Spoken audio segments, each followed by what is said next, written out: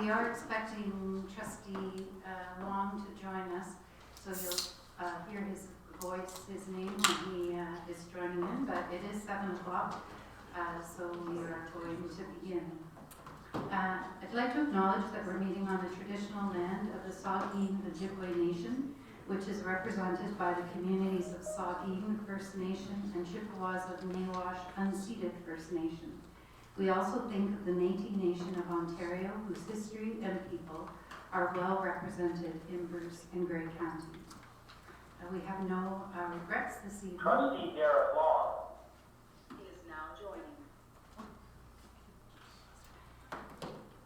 I hope everyone's March break provided some opportunities to relax and enjoy the longer days and mostly spring-like weather.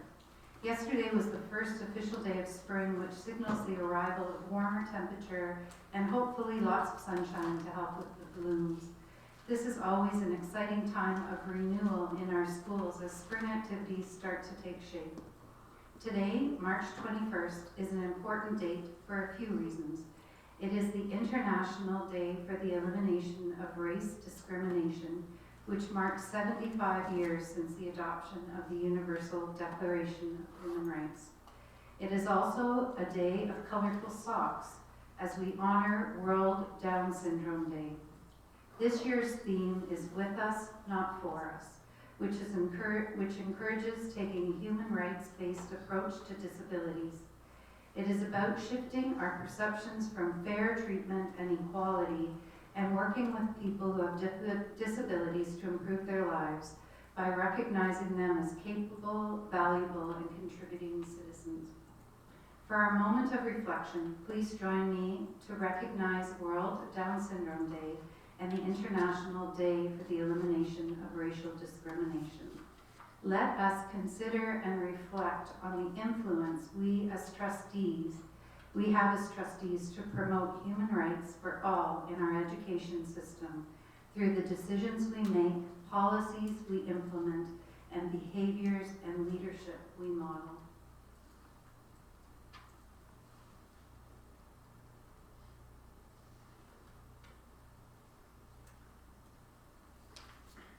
So we are to the approval of the agenda. Could I have a mover and a seconder that the agenda for the regular meeting of the Board of March 21st, 2023 be approved as printed? Trustee McComb and Trustee Morgan. Are there any additions?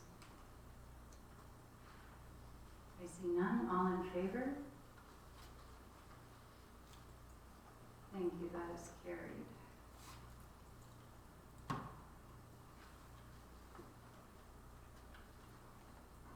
Is there any disclosure of pecuniary interest of any of the items on our agenda? We see and hear none. So we're to the approval of board minutes. First, that the minutes of the regular meeting of the board of February 21st, 2023 be approved as printed. Could I have a mover and a seconder? Trustee Lutz, Trustee Atkinson. Are there any errors or omissions? Trustee Craig and then Trustee Eichmann. Just a question. I see in the minutes a reference to the fact that the word consider is attached to our resolutions around policy changes. Why the word consider rather than be more specific? Maybe I'll have to find that out. Can you find it? It's considered in the committee of the whole because it's approved at the regular meeting. Yes, this is under B2B, Policy Standing Committee of February 21, and each of those motions says consider approving, consider approving. I don't understand why it's considered. I just want to clarify.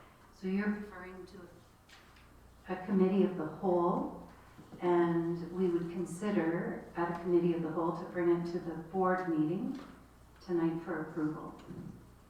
Oh, I see. That's where consider comes in. Okay. Trustee Kaikkonen?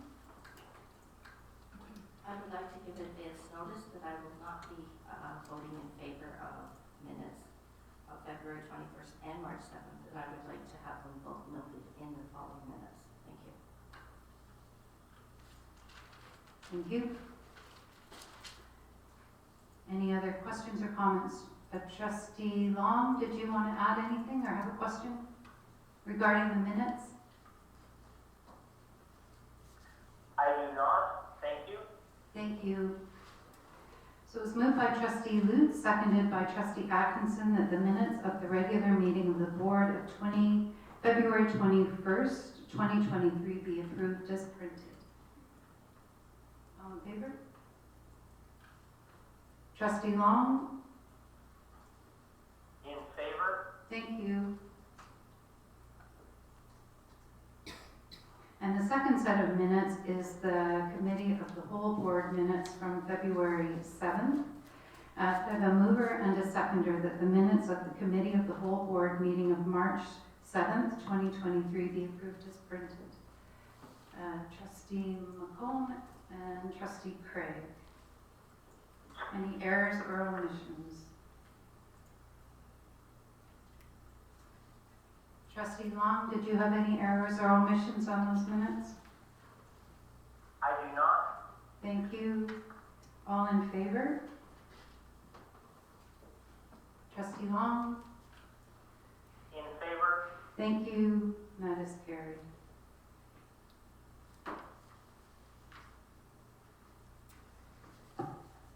Is there any business arising from the minutes?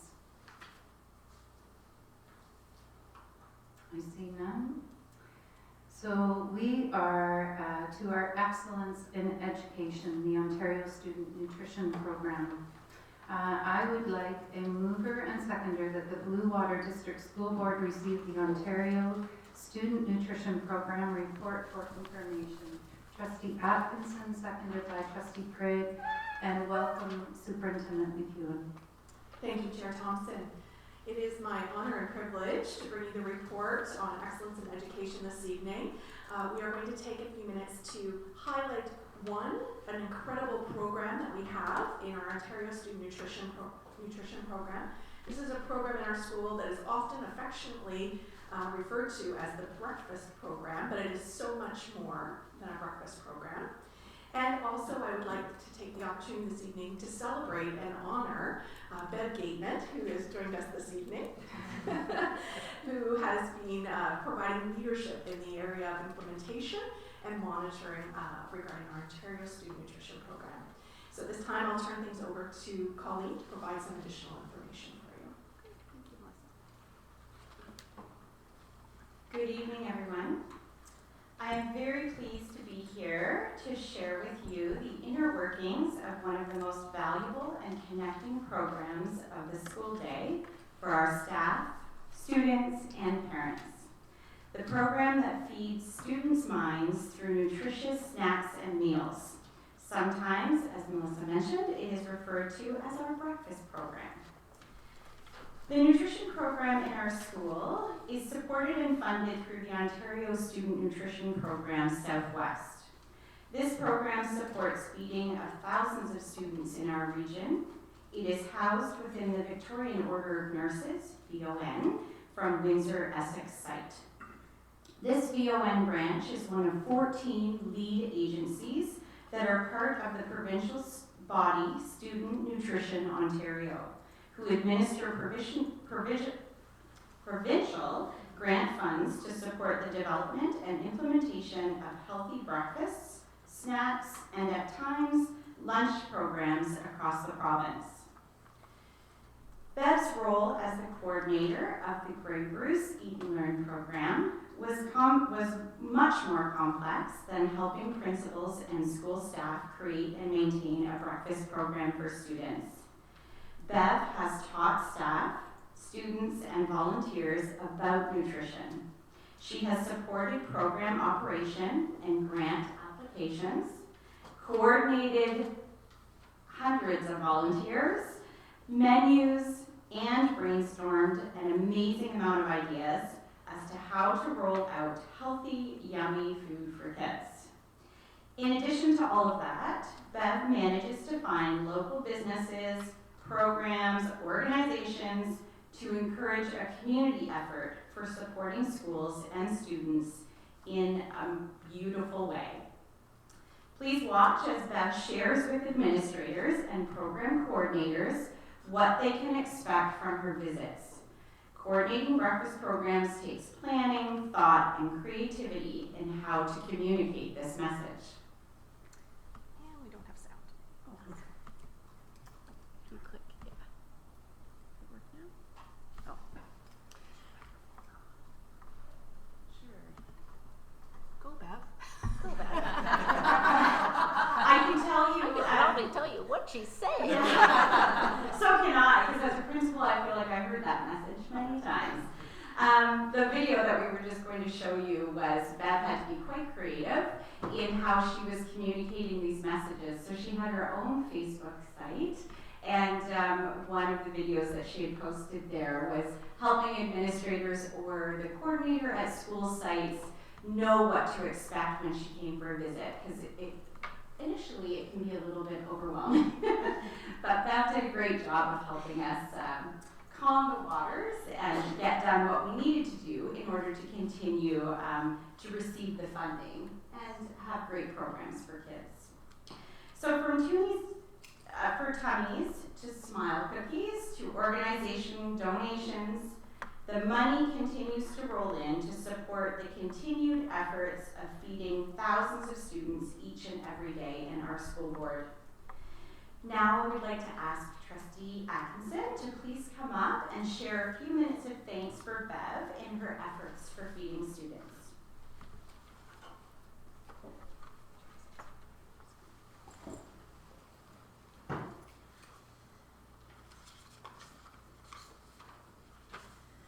Good evening, everyone. Thank you, Colleen, for having me speak this evening. Those sitting around this table this evening know how passionate I am about the Ontario Nutrition Program and special education. In many of our schools, they both work very well together.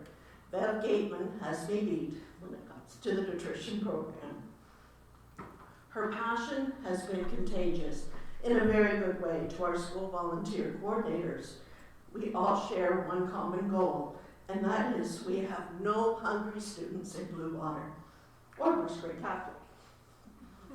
28 years plus, Bev has been with OSNP. Some stats that go with that: 61 schools means 61 volunteers to oversee, plus 18,408 plus students, 3,313,400 plus healthy meals and snacks, and that's just one school year. So I did some more math. 28 years, Bev's overseen 92,775,200 healthy snacks. And I'm sure she's helped raise over $500,000 in Smile Cookies, and I think that's just been my 10 years. I'm sure it's much, much more. When I think of Bev Gateman, there are several words that come to mind: enthusiastic, compassionate, kind, loving, generous, cheerleader, and dedicated. That's just to name a few. Firecracker, I'd like to add to that. When it comes to Bev, the OSNP coordinator, they are a little different. Smile Cookies, Toonies for Tummies, Breakfast Canada, avid supporter, The Big Crunch, Eat and Learn, Produce Express, Broom Closet, 13 Cents, and Dirty Milk. And I'll tell you a little bit more of the last three shortly. Bev and I first met 10 years ago this month. Things were changing at Spruce Ridge, and the principal called me and said, "Trace, I need your help." I said, "For a couple of months, I'll help you till the end of the school year." And me being me, said, "Okay." He gave me Bev's phone number, and we connected. Our very first conversation, I told her I bet I would help to the end of the 2013 school year. Her reply was a chuckle, and we'll talk in September. Well, she knew me, and here I am 10 years later. Bev always has been supportive of her school coordinators. Whether it's an email, a text, a call, her school visits always brought laughter, knowledge, but most of all, she cared about how we were doing. And she truly understood the challenges that we all shared. Together, we both were educated by students at the Four Corners. Brainstorming with Bev was just one of those wonderful things, and we were able to help solve problems for other school coordinators. There was a time in October, almost around the big crunch, she invited me to Normanby Community School for a presentation from the grade groups of 8. This was something that was done yearly. I brought along some apples because what's a big crunch without the apples? And we were sharing, we had great photo opportunities. And then when we were chatting with the biker, she said to me, I want you to meet this fellow. He tells me he has a wife that talks all the time about the breakfast program. Maybe you could connect with her and share your ideas. Well, just maybe he would have a little bit peace and quiet. Well, I'm thinking, okay. She took me over to him and said to him, here's the lady from Durham. Your wife may want to contact her. She also works in a school. And I started laughing. And Bev gave me the strangest look. The biker happened to be my husband. And yes, I was the wife that talked too much. Bev was there for me through some very difficult times. And when COVID hit, she was there to help us all, ensuring we all had PPE. She made driveway visits, and she knew I was helping feed local families and brought me extra coupons, gift cards to help with the need. The only thing she asked in return is if I didn't use them, to please share them with Dan at St. Peter's and St. Paul's. Not a problem. In August of 2020, Bruce Power donated gift cards and hand sanitizers to all the schools in Grey Bruce. When the hand sanitizer arrived, looked at the bottles, and I thought, oh my. They were a clear glass bottle, no label, full of liquid, and they were approximately 1.14 liters. And that's all I'm going to say. And Bev looked at my face and she said, Tracy, it really is sanitizer. In 2018, when I was thinking about running for this position of trustee, I called Bev. Her comment was to me, you go girl, you give 110% at everything you do. Then she said, they'll be very lucky to have me, but right after that, she says, I'm not going to lose you, am I? And I assured her that it would take a lot more to get rid of me. I spoke earlier of the word broom closet. One time Bev was at Spruce Ridge, I welcomed her, and there was not a lot of room in the little space I have, but she come on in, and I have a system that works, so please don't get in my way. She chuckled, wasn't sure what was funny, until one day I needed something from Bev. She told me she would be in the office, just drop in. She was in the guidance area at John Diefenbaker. I thought to myself, there was no office in the guidance area, but I went there quite a few years before this. And there was Bev on my right, a desk, a chair, a phone, and Bev. I don't even think there was a door, but I couldn't go in because there was no room for me. So I said, this is a broom closet.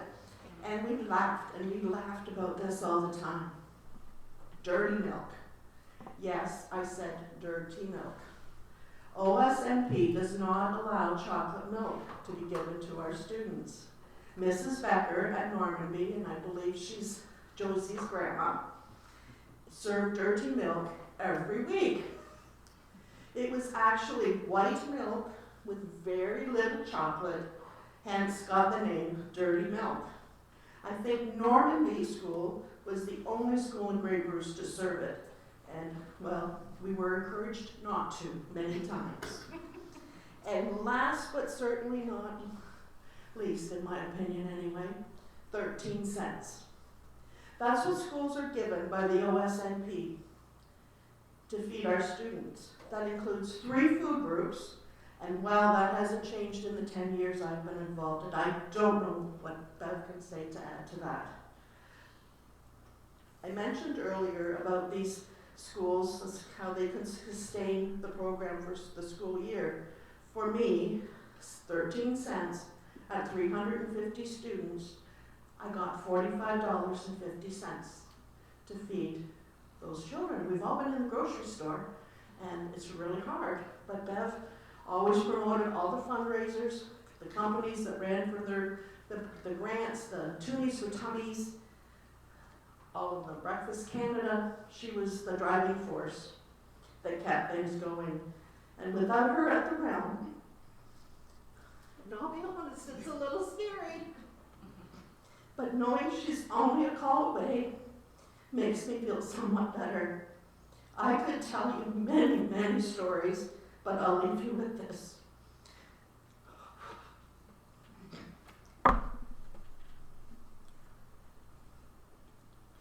Bev, it has been an honor and a privilege to work with you over the last 10 years.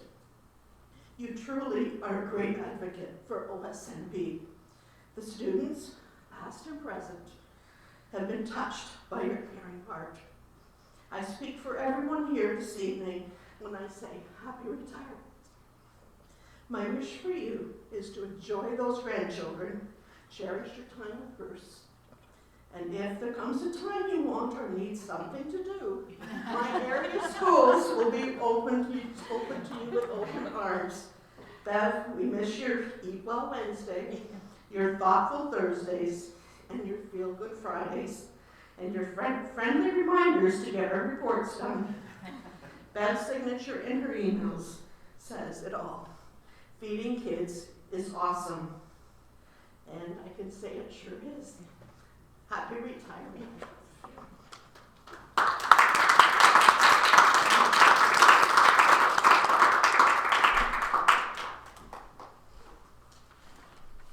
So, on behalf of the Blue Water District School Board and the more than 13,000 students, their families, and our community agencies, which you have touched so deeply by your caring for nutrition, we want to thank you. Happy retirement.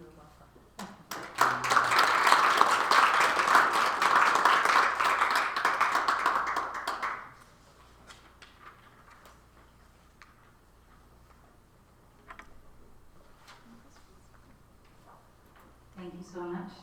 Do trustees have questions or comments about the Ontario Student Nutrition Program?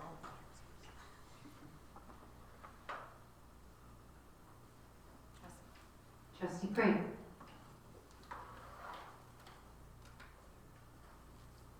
I must say I'm overwhelmed. It really is quite extraordinary. I asked the director about a month ago if we had any program. I realized what an extraordinary program we indeed do have. I read a Globe article on this subject which pointed out the high percentage of families that are struggling to provide their school-age children adequate breakfast and lunch. It really is very disturbing to think about how our society is not serving these children adequately, not feeding these children adequately. My question pertains to food banks. I'm curious if we partner with food banks to distribute food to needy families, and whether we might consider or are considering a program whereby people can donate non-perishable foods at school offices for others in need to pick up. All of that is yes. Done? Oh, sorry. Usually I don't need one.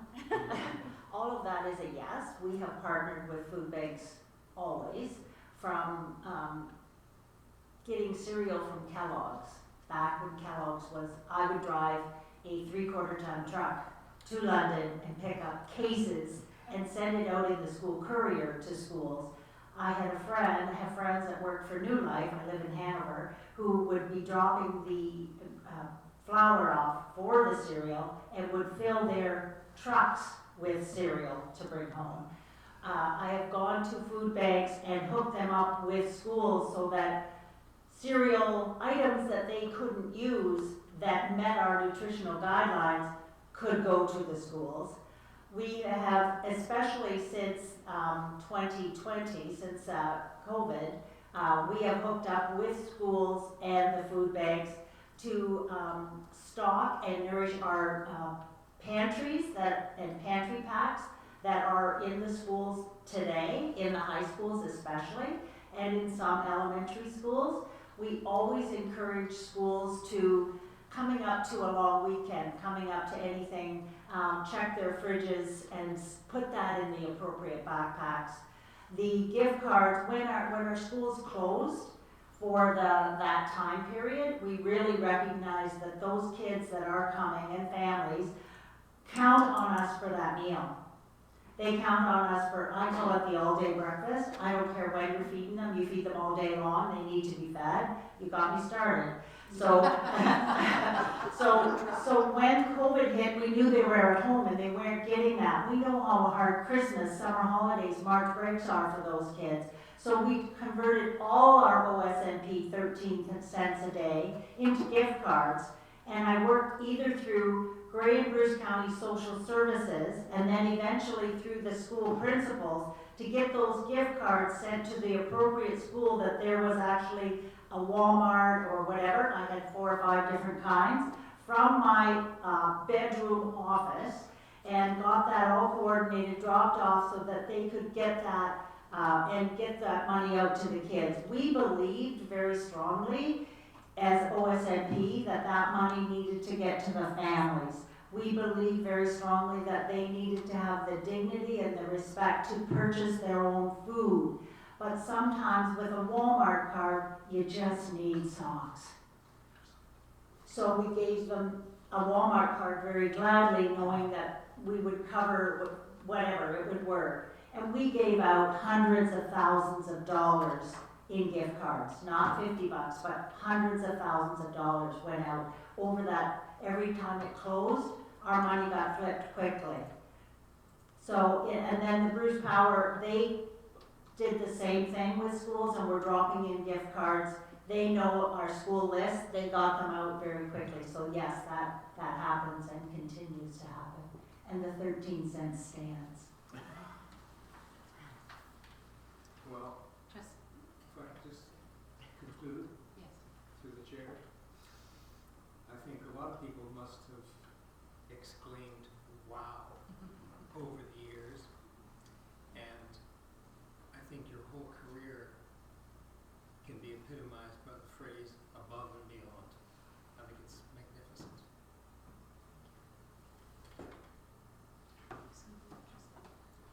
Trustee Lutz? Thank you. Through the chair, I just want to express a huge thank you to every one of you standing up there right now, to Trustee Atkinson and the many, many, many individuals across the board that run these programs. So for those of you who can't see in here, Bev is whispering thousands, and it is thousands of people that make it happen.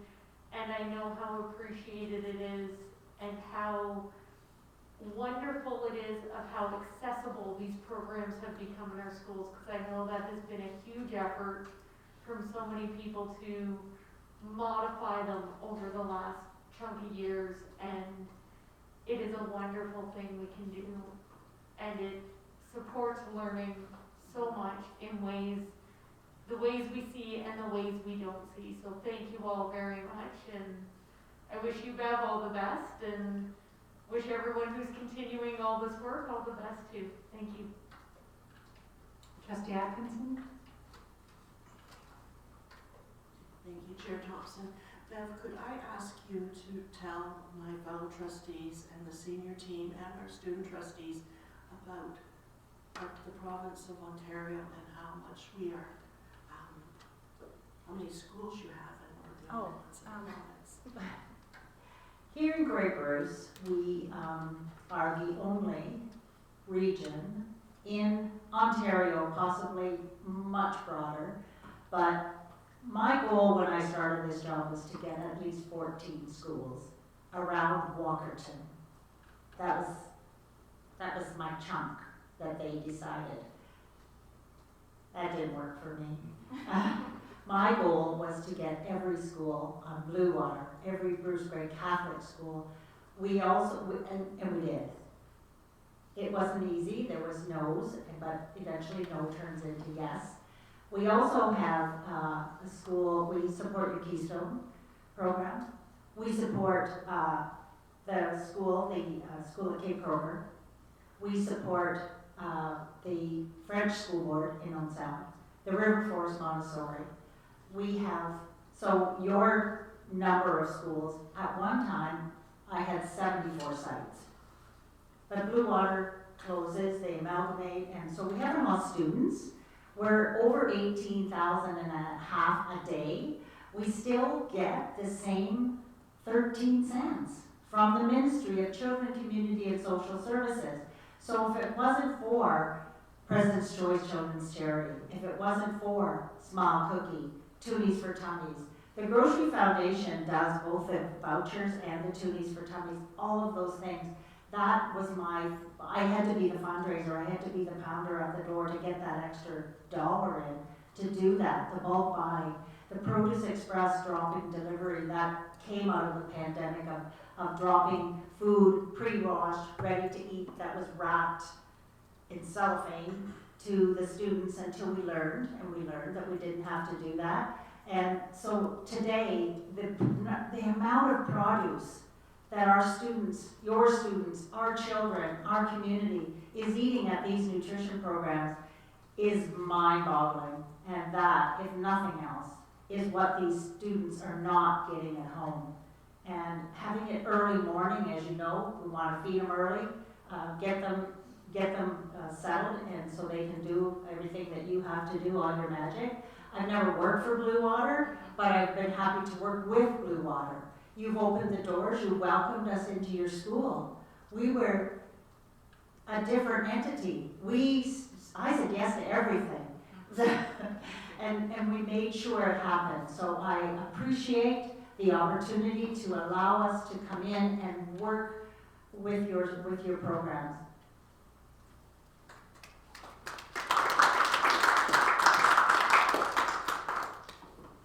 Trustee Long, did you have a question or comment about this nutrition program? Through the chair, thank you. I am brimming with gratitude for those that work in these nutrition programs. A 7-year-old empty tummy cannot successfully learn. And wow, I feel so proud to be part of an organization that sounds like it is leading the province.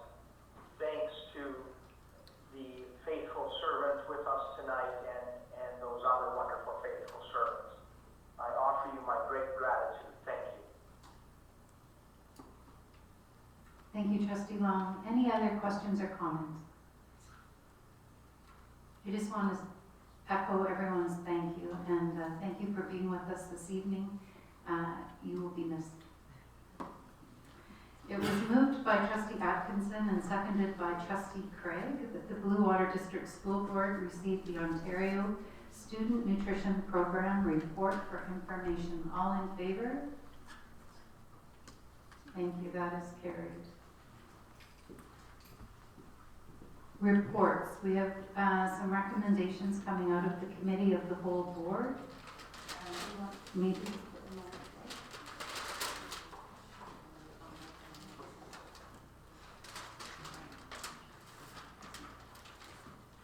Trustee Johnstone chaired that meeting, so she'll be putting them on the floor for us. Thank you very much. And so the first one on the floor, I'll be moving them, so I'll just be looking for people to second, or trustees, not just people, trustees. That the Blue Water District School Board approved the Policy Standing Committee terms of reference as revised for system use. Can I have someone second that? Thank you very much, Trustee Morgan. Is there any questions questions or comments concerning the motion before you? Right ahead.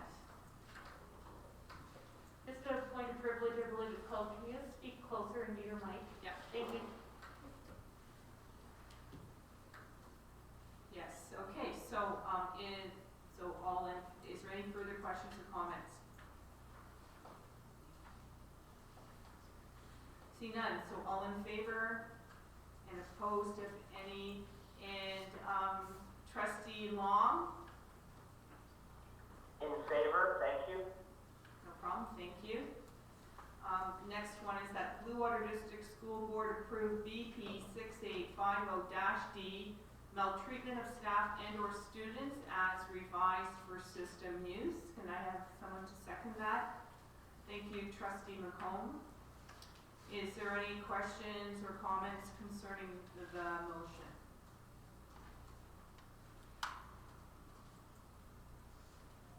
I see and hear none.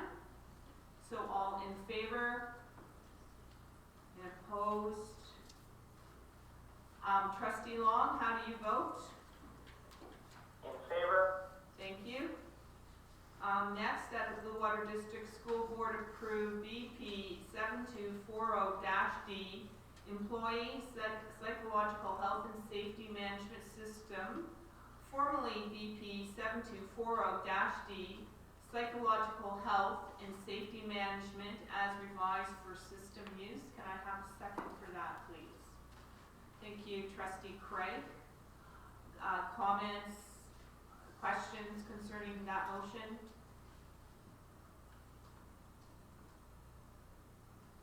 Trustee Long, do you have any questions or comments concerning that motion?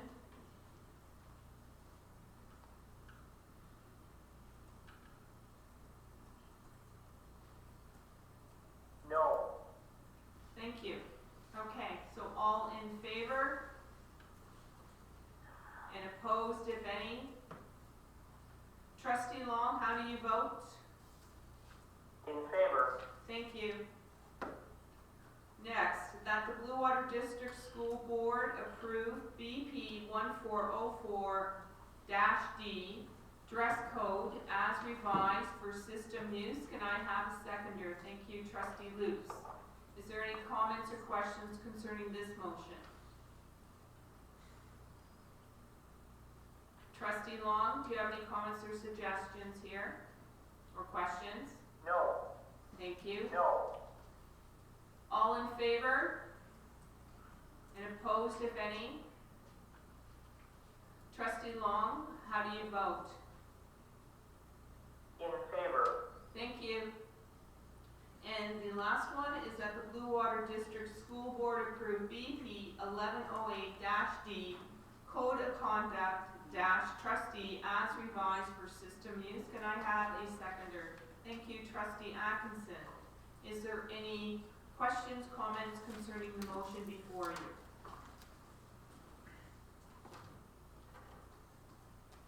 Trustee Long? Do you have any questions or comments? I didn't receive those because I'm in Florida, so no. Okay, thank you. All in favor? And opposed? And that has passed. And that is my submission for the committee as a whole.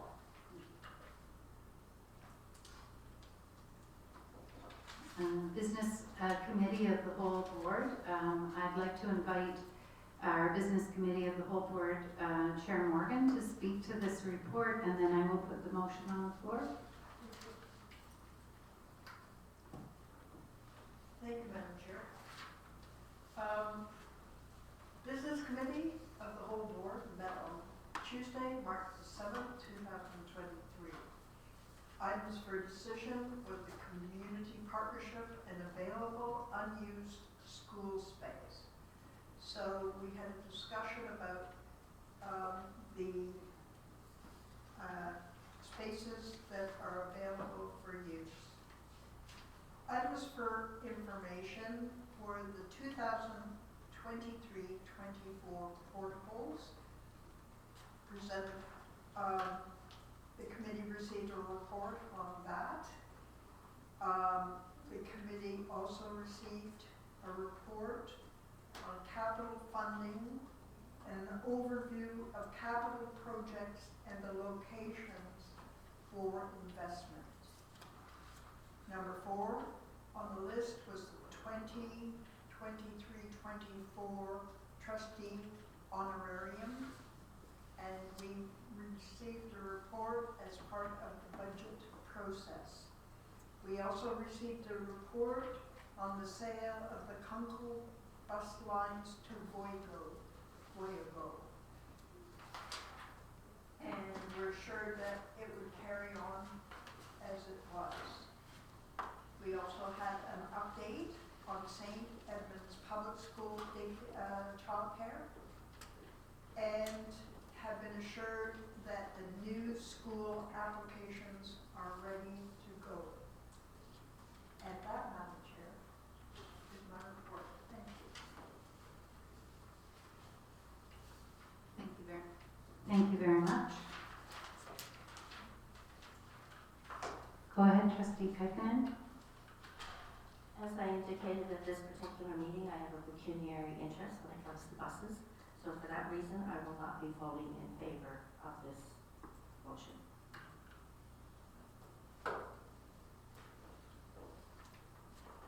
Thank you. The motion, though, is not regarding the Kunkel bus line. It'll be just about the unused spaces. Yes, I understand that, but because I have declared the pecuniary interest before, I'm making sure that that opportunity is stated again. I have a pecuniary interest, and I will not be voting in favor of this motion. Thank you.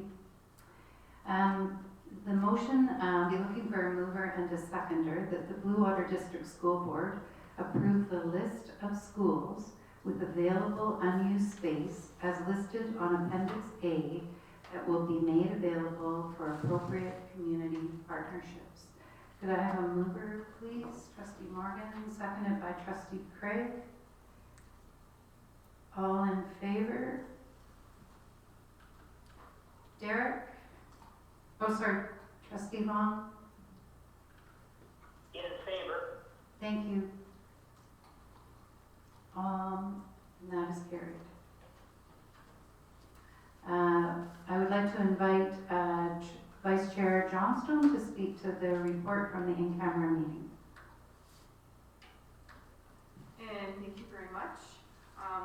So we had an in-camera meeting on March 21st, which is today. It was earlier, so I will be moving this motion, and we're looking for someone to second it, that the agenda of the March 21st, 2023 Committee of the Whole Board in-camera meeting be deemed to meet the legislative requirements for discussion in camera. Can I have a seconder, please? Thank you, Trustee Morgan. All in favor? And opposed? I see none. Trustee Long, how do you vote? In favor. Thank you. And then the last motion, that the Blue Water District School Board approve the terms and conditions agreement, Association of the Blue Water Administrators for the period of September 1st, 2020 to August 31st, 2023. Can I have a seconder, please? Thank you, Trustee Thompson. All in favor? And opposed, if any? And Trustee Long, how do you vote? In favor. Thank you very much, and that's my report.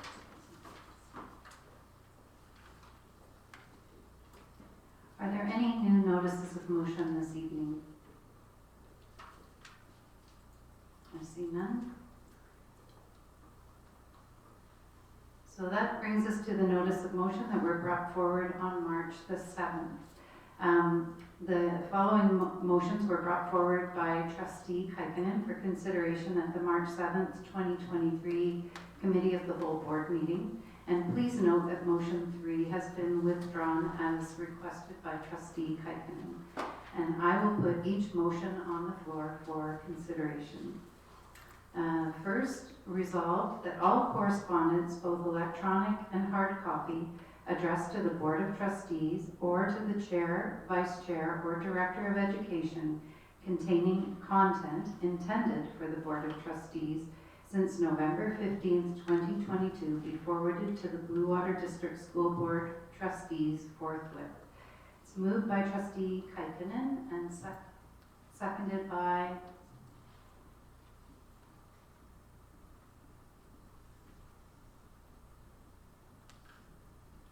No, I'll second it because I think it's worth discussing. Yes, please, I will second.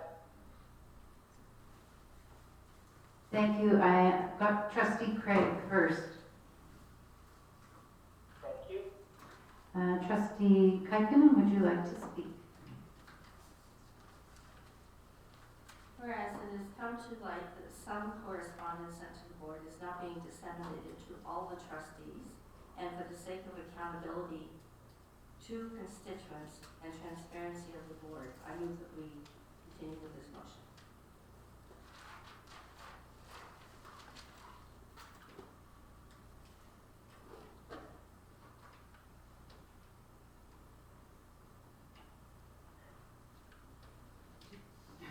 And I just turned the other one on. Do trustees have any comments or questions? Trustee Craig? I have to put the question to Trustee Kakula. Can you, sorry, through the chair. Okay. Right, the question goes through the chair, but obviously to the mover of this motion. And I would just like a little more specificity around what documentation is not being forwarded to the trustees that should be.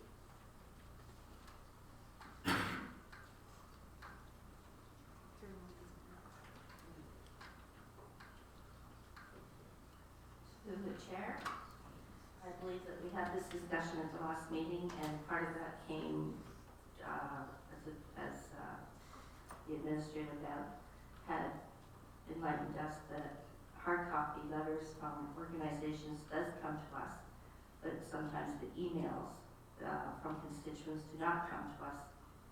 So my motion is to ensure going forward and to the past, with November 15th, when those of us on the board were elected, that we are privy to all correspondence, whether it's electronic or hard copy, that it is disseminated to all the trustees, which is standard practice in board meetings, and that we have the opportunity to discuss the correspondence that comes forward from constituents. I don't have any specifics with me today, but I could find them. Thank you. I wonder if I could ask Bev, I don't know how to, recording secretary Sims, to tell us about our process. So the process we have for correspondence that comes to board meetings is formal correspondence that comes to the Board of Trustees. It might be to Director Wilder in care of the Board of Trustees, or to the Chair of the Board in care of the Board of Trustees. As you will have seen in many years, it used to come in your blue folders. Now, when we receive correspondence like that, we send it out to all trustees, and it comes as correspondence at the next regular meeting of the board. So this is formal correspondence that you because the other part of it is that correspondence is coming publicly to a board meeting, and so you know when someone sends a formal correspondence to the Board of Trustees, they would understand that that may be public information. And that's the process we've followed for many years. Trustee Morgan? Through the chair, I receive emails from some of my constituents who are talking about their child, and they want an answer today about that child. And the procedure then, as far as I understand, is that it goes to my superintendent, who then deals with it through the principal, if necessary, at I don't think that another trustee in a different area would benefit from that email. Thank you. I believe Bev has something to add. Sorry, I just wanted to mention that through this conversation, we also did research on, to see if our practice was common with other school boards. And so the numerous school boards that we researched follow the same kind of process that we do in other school boards for formal correspondence that comes to the Board of Trustees, not to individual trustees. Trustee Craig. And remember, you only get 2 times to speak. I would suggest to you that for many people these days, the difference between a written communication delivered on paper and an email has become rather unimportant to them. In other words, they consider that a well-constructed email with specific requests is just as much a formal request of an organization as is a letter. And therefore, I would tend to agree that we should receive correspondence that is directed to all trustees through the chair or otherwise. Certainly, we should not, however, I would say to Trustee Morgan, we should not receive anything that pertains just to one child or one school. It has to be something of broader concern to the whole board. Trustee Johnstone? Yes, this is actually our current practice already. I think that, whether it comes by email, okay, or whether it comes like in a formal handwritten, is that if it's addressed to the chair on behalf of the board and that it's actually asking for something, it's not current policy, for example, but, I wouldn't expect, that it would come and that we would deliberate on our current policy, right? Because you don't just keep on deliberating on policy that we've already passed, but that's already our practice. And if I receive an email from somebody and it's concerning my area and it's current practice, I'm going to share that with, I'm not going to share that with all the trustees. It's not like kind of, okay, we should talk about this, especially if there's already current practice, right? I've had somebody phone me recently asking me about when they should apply for kindergarten, to register their child. I don't need to share that at the board. That constituent needs that information. I don't need to do that. But I think this is really about, do we already do this? And I believe we do so. And so I actually will not be supporting this because we already do something. So if we already do it, then why are we going to support this? Trustee Lutz. Thank you. So, through the chair, just for sake of curiosity, I called up the email that started this whole conversation that we all received a little over a month ago. And as I look at it, we were talking about well-crafted emails versus letters, and nowhere in the email does it indicate that it is wanting it to be to the whole board, to be made public, any of the things that a formal letter to the board would be. And well, I don't know if at some point there need to be guidelines suggested of the difference between formal versus informal things, and if it is the case that the person sending the letter that we're sort of talking about, sort of not, like if they maybe didn't know the difference, don't know the person, and as was already said, the other question is there a clear ask in the letter? Is there an actionable item? Because that's something very important in it, and again, we already follow this since addressed to the whole board with actionable items are already done. We have procedures to do this, so I will not be supporting this motion because we already have it taken care of. Thank you. Trustee Long, would you like to speak to this motion? Yes, please. Number one, I will be supporting the motion. Number two, why? I believe there should be zero delineation between a note written by email, a note written on paper, a note written on the back of a shopping list. So, email, paper, whatever, hard copy.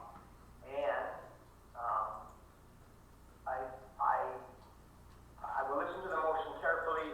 I can't understand everything until we get a Zoom type quality platform. I often don't hear everything, but I think the motion is suggesting that all correspondence sent to the chair and all correspondence sent to the board, brackets all trustees, should be provided to all of us. And I don't see why cementing that with a BP dash whatever number document, all that does is the motion simply, for me, solidifies what I'm hearing others suggest is a thorough current practice. And there's no harm in having a clear BP policy to make sure this happens. I will be supporting the motion for those reasons. Thank you. Thank you. Do trustees or have any other comments or questions? Trustee Kaikkonen, did you want to speak again?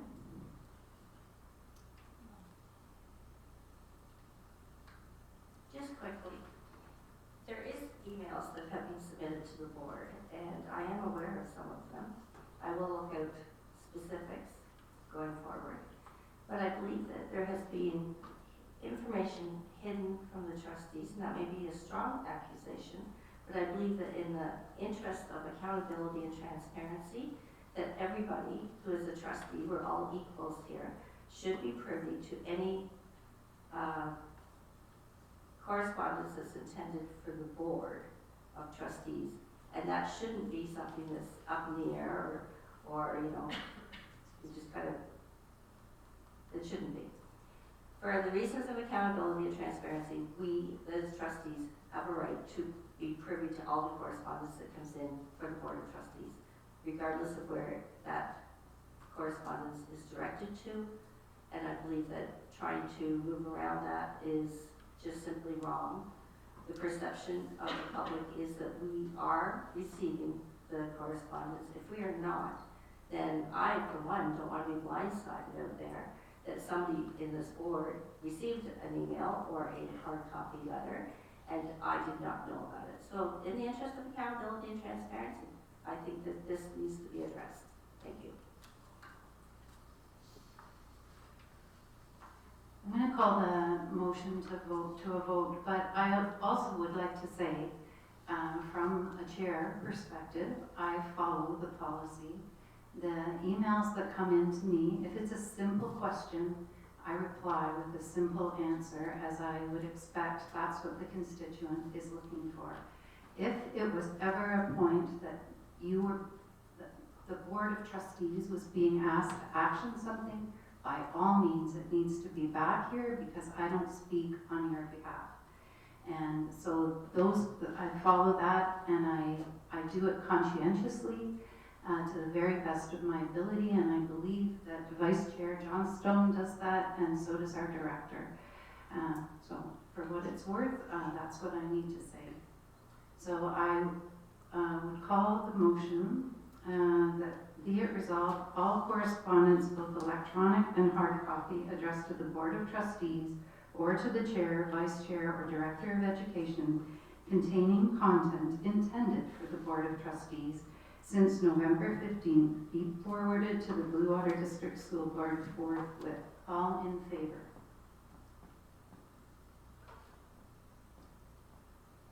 Trustee Long, you're in favor?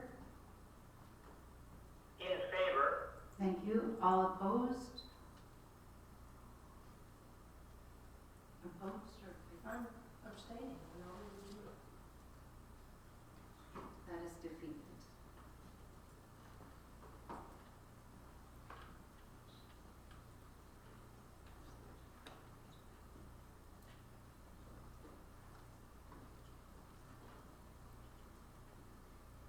Trustee Pekinen.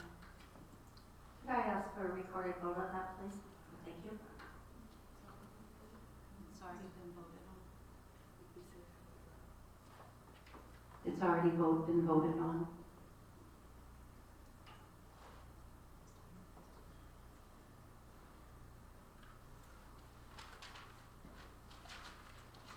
The second motion, be it resolved that all Blue Water District School Board responses to correspondence addressed to the Chair of Trustees by the Chair, Vice Chair, or Director of Education since November 15th be provided to the Blue Water District School Board trustees forthwith. Trustee Pekinen. Oh, a seconder. Trustee Long, did you want to second this? Yes. Thank you. Trustee Pekinen. Whereas Blue Water District School Board responses are not shared with all the trustees before a response is sent in, I believe that responses, so that we can provide input, should be distributed amongst all the trustees, again, just for accountability and transparency. Thank you.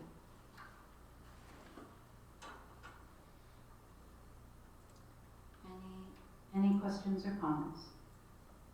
Trustee Lutz. Through the chair, so I am confused about how this might work. Now again, if this is like the previous one where all correspondence comes to us already, which I am sort of assuming it is, so I want to say I understand how that works. But if we're talking about all correspondence received by the Chair, Vice Chair, or Director of Education, I just don't understand how practically everyone could put in input in a timely fashion, especially when, as we've said before, most correspondence is things people are looking for a very quick response to if possible, that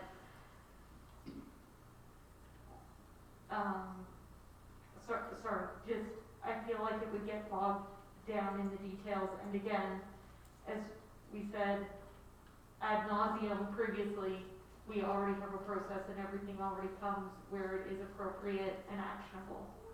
So, suffice that to say, I will not be supporting this just like the last one, and just, yeah, sorry.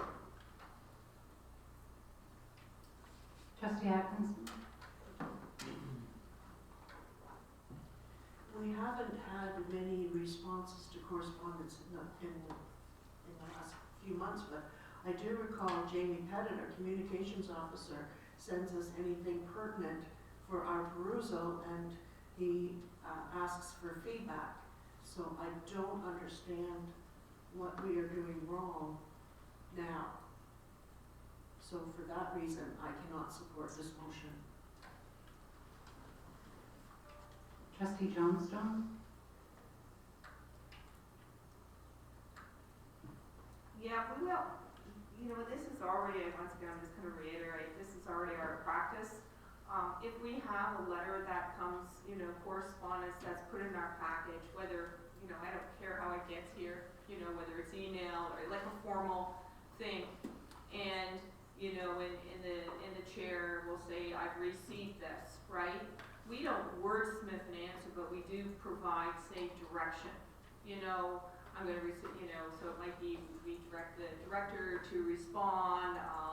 Thank you very much for contacting us, or it'll be that kind of thing. How we're going to whatever. If they have a question, sometimes it's not even a question. It might be, you know, they want to say, hey, Blue Water, you're doing a great job. You know, so. It's really kind of you know, thank you very much. So, but we already do this. So if you know, so when I just say, when it says the vice chair, so me as a trustee, I might receive an email, but it's not because I'm vice chair of the board, it's because I'm their local elected, you know, trustee. So I won't be supporting this because we already do this, and when we have had correspondence come before the board where we need to do a response, we give direction in terms of what our response is. We might direct, you know, and it's always based on our current policy and practices.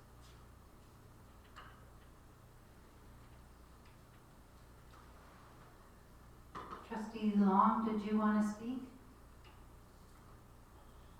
Yes, please. If it's appropriate, I'm requesting a recorded vote on this motion. Thank you. Thank you.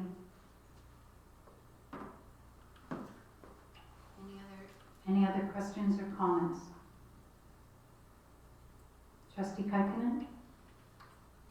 I'd just like to say it's great that this is all on the record, all the conversation going forward. It should be interesting. Thank you. Thank you, and I will be calling it to the motion, a question for a vote, and it will be recorded. I also would just like to say, again, if any of us receive a question and it's an operational question, then I would seek guidance from our Director of Education. That is not the role of us as trustees.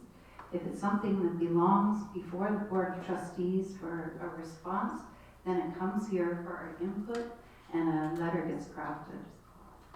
So I'm calling the motion. Resolved that the Blue Water District School Board responses to correspondence addressed to the Board of Trustees by the Chair, Vice Chair, Director of Education since November 15th, 2022 be provided to the Blue Water District School Board of Trustees forthwith.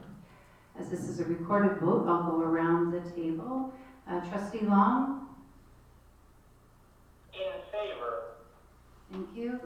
Trustee McComb? Against. Thank you. Trustee Morgan? Opposed. Trustee Lutz? Opposed.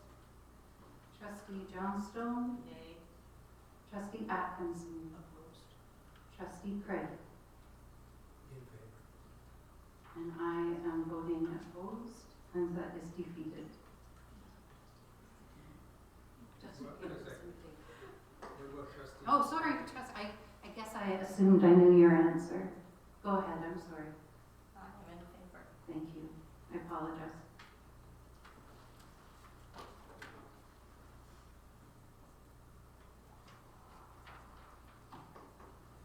Next, we're to the notice of motions brought forward by Trustee Derek Long.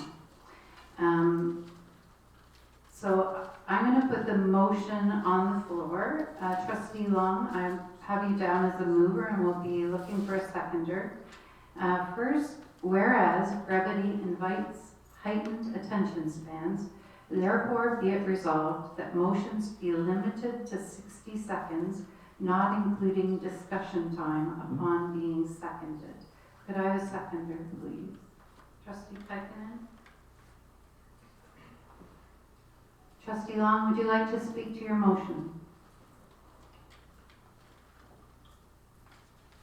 Yes, and I would like a recorded vote on all three of my motions tonight, please. I think when we have motions that are more than 60 seconds, it's an invitation, at least to me, to tune out, and I'm grateful when they are brief and to the point. Thank you. Thank you.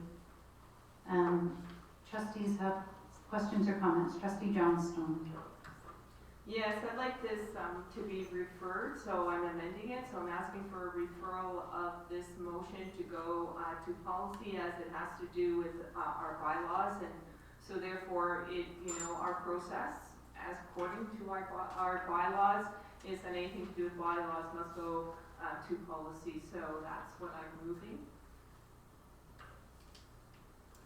Okay, so then the amended motion that's on the floor is that moving. Okay. So we are moving to refer this motion to policy. Could I have a seconder, please? Trustee Morgan? Any discussion? All in favor to move this to policy? Oh, It's not his motion.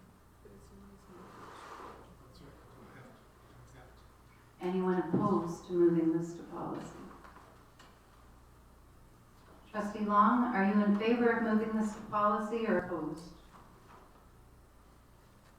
I need to understand what defer to policy means, please.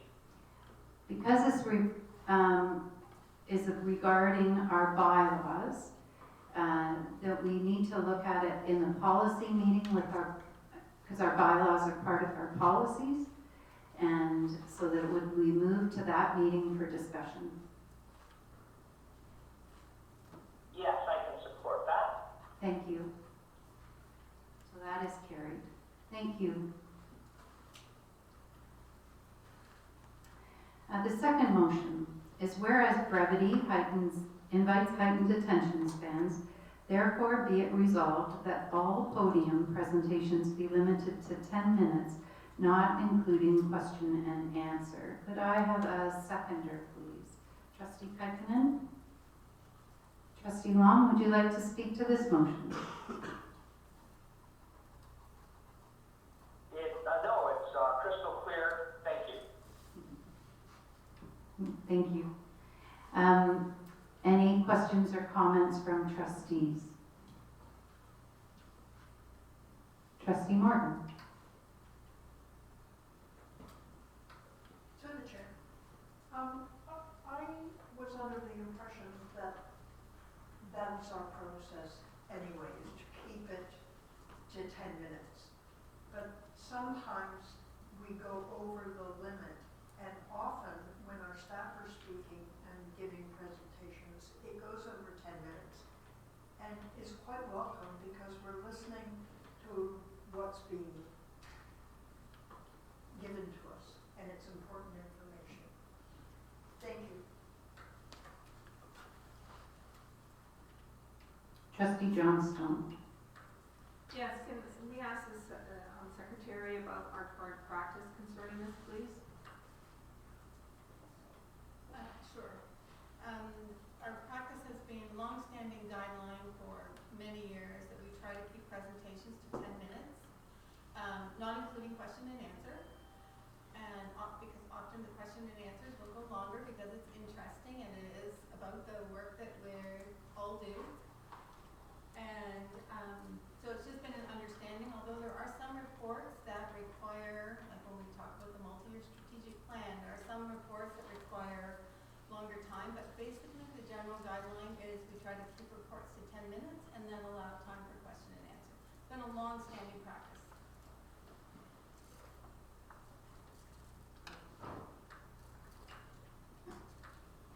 As a consequence, and because I do know this, and I've been a trustee for a long time, and having been there, that generally speaking, we don't have presentations at the podium that are longer than 10 minutes. I won't be supporting this motion because I'm concerned that there might be a situation in the future where, for example, and I can think about the director's annual report, or even tonight when we had that wonderful presentation on nutrition,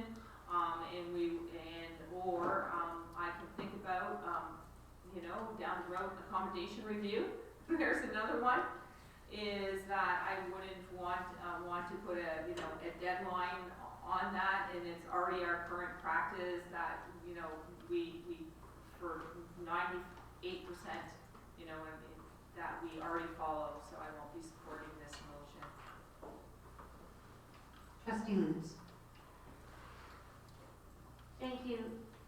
So, through the chair, thank you for confirming that this was kind of our intended goal that we often strove towards, because I was shocked a couple weeks ago when someone who was presenting at our meeting was quite nervous because when they had practiced their presentation, it was under 10 minutes, and then when they did it again right before the meeting, it was a little over, and they were worried they were going to get in trouble, essentially. And I get nervous about a motion like this Because does this mean we will then be pulling out a stopwatch? Will we be pulling out, you know, the gong from the gong show or something when people hit the 10-minute mark, or the gavel, as someone was motioning towards? I also worry about the ableism in this, and I do not use this word lightly, as I think about people with anxiety who they may have practiced a presentation to be under 10 minutes, and then they get up on the podium, it is more than 10 minutes. I think about the neurological conditions I struggle with, where sometimes my verbal communication skills are not as succinct as I would like them to be. So I worry if I were giving a presentation, I couldn't guarantee it would be in that time. We are a friendly group of people. At least I think so. I hope so. It's been my experience that everyone here is friendly.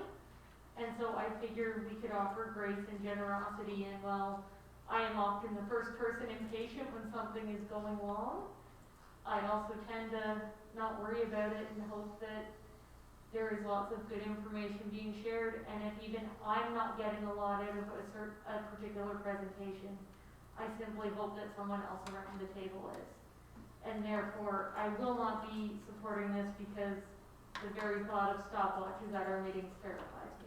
Thank you. Do any other trustees have a comment or question with respect to this motion? Trustee Long, would you like to speak to this again? I'll offer that I don't have my record with me, but recently there was an informational podium presentation. I believe it was near 24 minutes in length. It was simply informational, and I just felt it was way too long. Thank you. Thank you. And you would like a recorded vote? Yes, please. Okay. So the motion that's on the floor is whereas brevity invites heightened attention spans, therefore be it resolved that all podium presentations be limited to 10 minutes, not including question and answer. And I'm going to start with Trustee Kaikkonen this time. I'm in favor. Opposed. Opposed. Opposed? Opposed? Opposed? Opposed? Trustee Long? In favor? Thank you. That is defeated.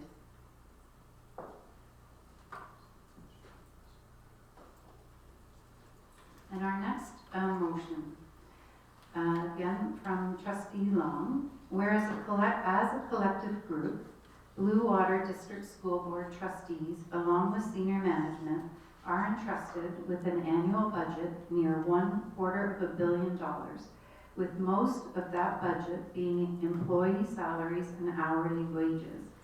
And whereas transparency breeds collegiality and full awareness of critical knowledge and data, therefore be it resolved that the Director of Education give all trustees a thorough and current list of salaries and hourly wages for all bargaining groups, both unionized and non-unionized. Could I have a seconder, please? Trustee Kaikkonen. Go ahead, Trustee Long. I think the motion is quite clear as worded. I don't think I can remotely fulfill my responsibility to be a trusted servant regarding the money that we receive and the money that we disperse as a collective positive team, and therefore I offer the motion. Thank you. Do trustees have questions or comments? Trustee Craig. I would like to know what kind of information pertaining to salaries, wages, and whatnot we already get. I should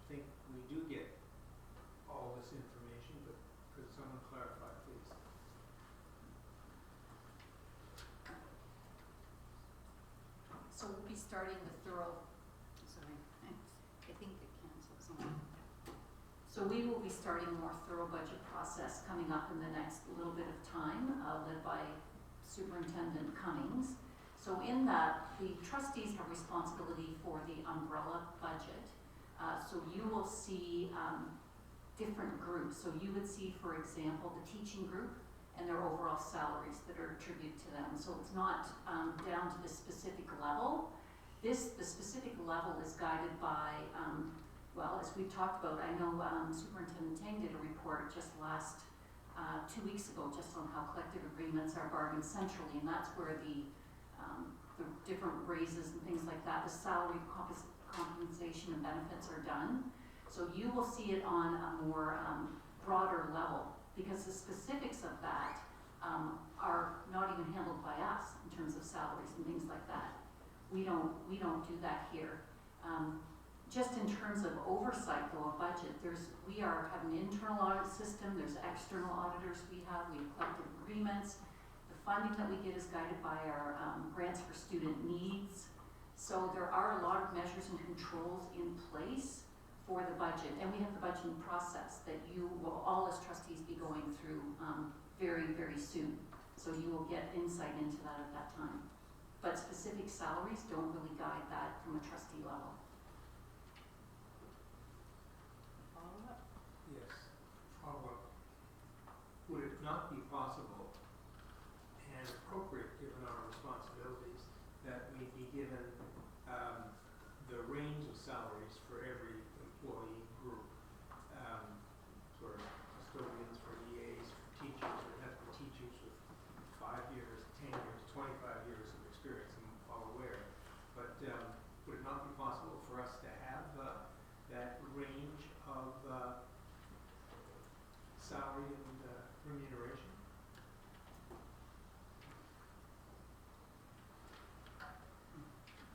I think that's what the motion on the floor is about, and it's for discussion with the trustees. I guess my point would be it's not necessary for the work that trustees do for budgeting. The specific salaries is not important. You will see a whole budget sheet in terms of, as I suggested, the amount of salaries that go towards all the different staffing groups. And we don't have control, we just don't have control over those levels. They're set by collective agreements, and then the raises are set by the province.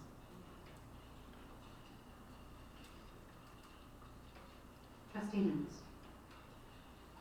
Thank you.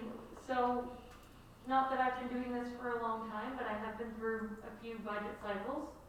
And as a board of trustees, to be able to be judicious with the money and a good steward of it, we don't need any of this information. It is not pertinent to our jobs. If anything, I worry to disaggregate the pool of money of salaries, even by job type, does give the risk of sharing private information. That really is none of our business. Because I'm not going around asking everyone at this table what their household makes every year. And I'm getting a little off track, and I can see that by the confused look. But the biggest point being just that it's not necessary for our jobs and can very quickly turn into getting private information. Thank you. Any other questions or comments? I'll go to Trustee Kuykendall and then Trustee Johnston. Well, I don't want to bring up a new point, but we did ask the households when we did the demographic survey what their income was. So, it's not a bad question to ask what we're paying employees here. Most of us can go on the sunshine list and look up the employees, and we will find out the range, the wages, the exact wages, plus the range of wages in terms of increase. As trustees, we are to be good stewards of money. It is not a difficult question to say we would like to have access to the kind of money that we are spending in this huge budget for particular groups of employees. We're not asking for personal private information. If we want that, we can go to the sunshine list and it's right there. But we are asking for a breakdown so that we can understand financially what we are supposed to be good stewards of. I don't think that's a difficult question. Thank you. Trustee Johnstone. Thank you. Essentially, we already, once you're in a budget process, you actually get that information, so the part of it is that is not, you haven't entered the budget process, so just say, there'll be as we go through the budget process, it's going to talk about, say, under this line, say, staffing to, and it's funded through the funding formula, so it's not like we're adding a bunch of people and what that overall cost would be. So not every individual, it's the overall cost is put in there.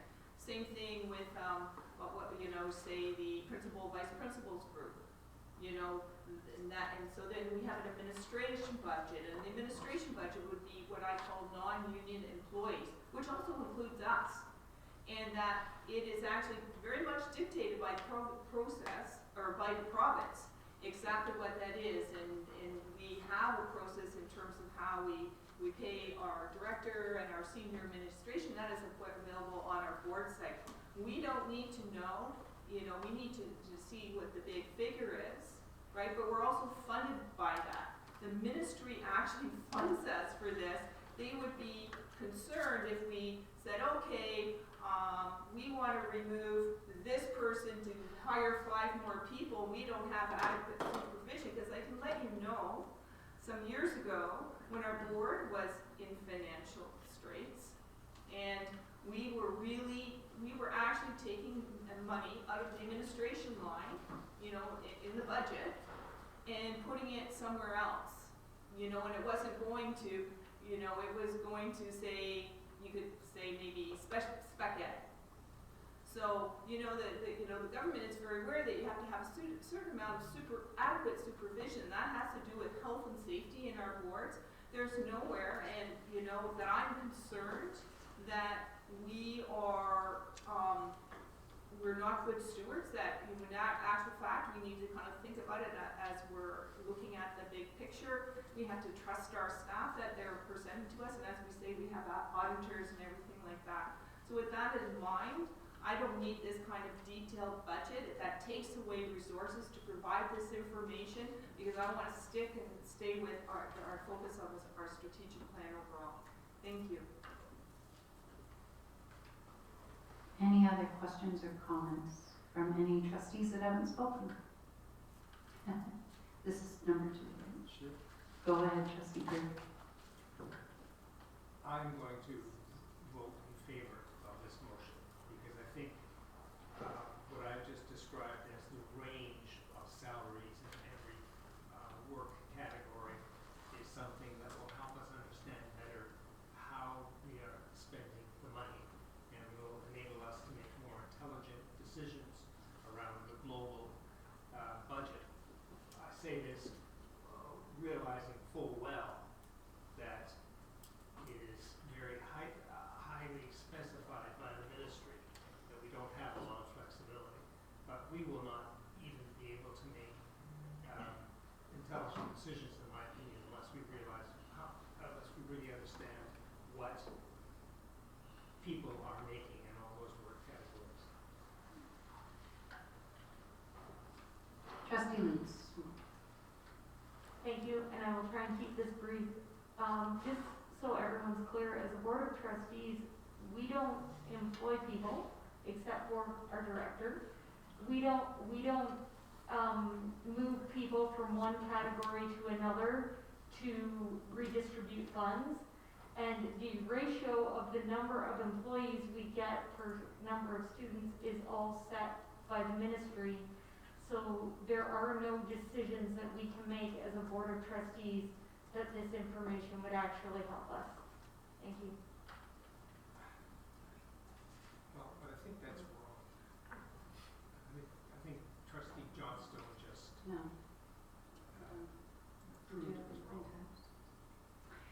Trustee Long, did you want to add anything? Yes, please help me with the terminology that I should use. I would like to defer my motion. I would like to reword it and bring it forth at a later date. Is that possible?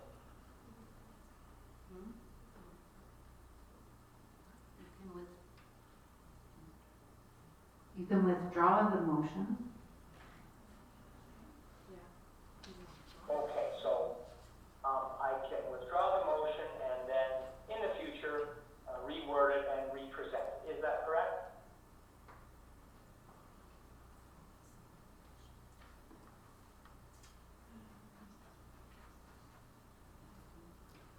just asking Bev. I'm sorry. I didn't hear you. I was looking to Bev and her expertise about Robert's rules to answer that question. The motion is on the floor, we own it. It's on the floor, it's already on the floor. Yeah. Yeah. Yeah, thank you. So, can I?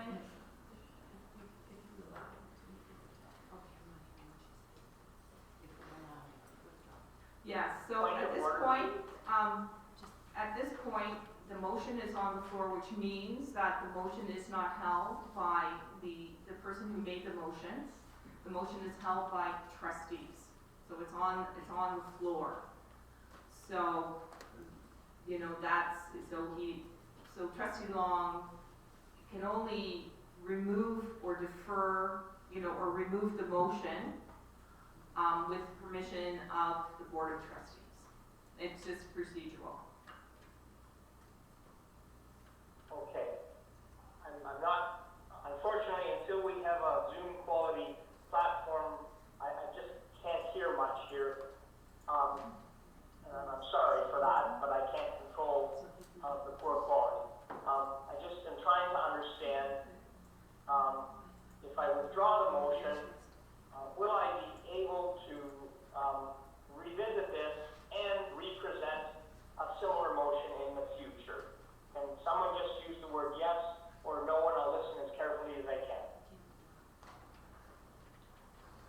I'm wondering, Trustee Long, if we deferred the motion to our next board meeting, and then you will be present at the table, would that be agreeable to you? Well, yeah, wonderful. I started this chapter with saying, can I defer it? So I'm hearing you say that I can postpone this and we'll talk about this motion next month. Do I understand that? And again, just a yes or no, because I'm really struggling here. So what we will do is postpone definitely to our next board meeting. So that will be in April.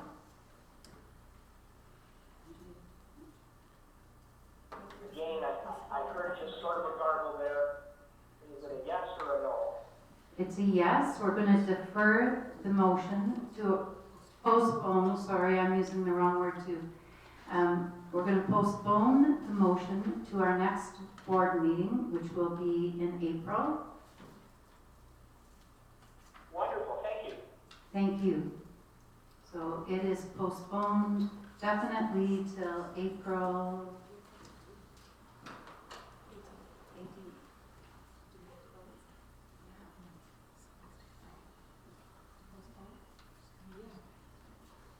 So we need to vote to postpone. Sorry for the... So, Trustee Long? Can I ask a question? Go ahead. I apologize, just we've never, that I remember, had a vote to postpone, so I'm just wondering, we vote to postpone. If that passes, we then postpone. If a vote to postpone fails, did we then defer back to the motion that was on the floor? That's correct. Okay.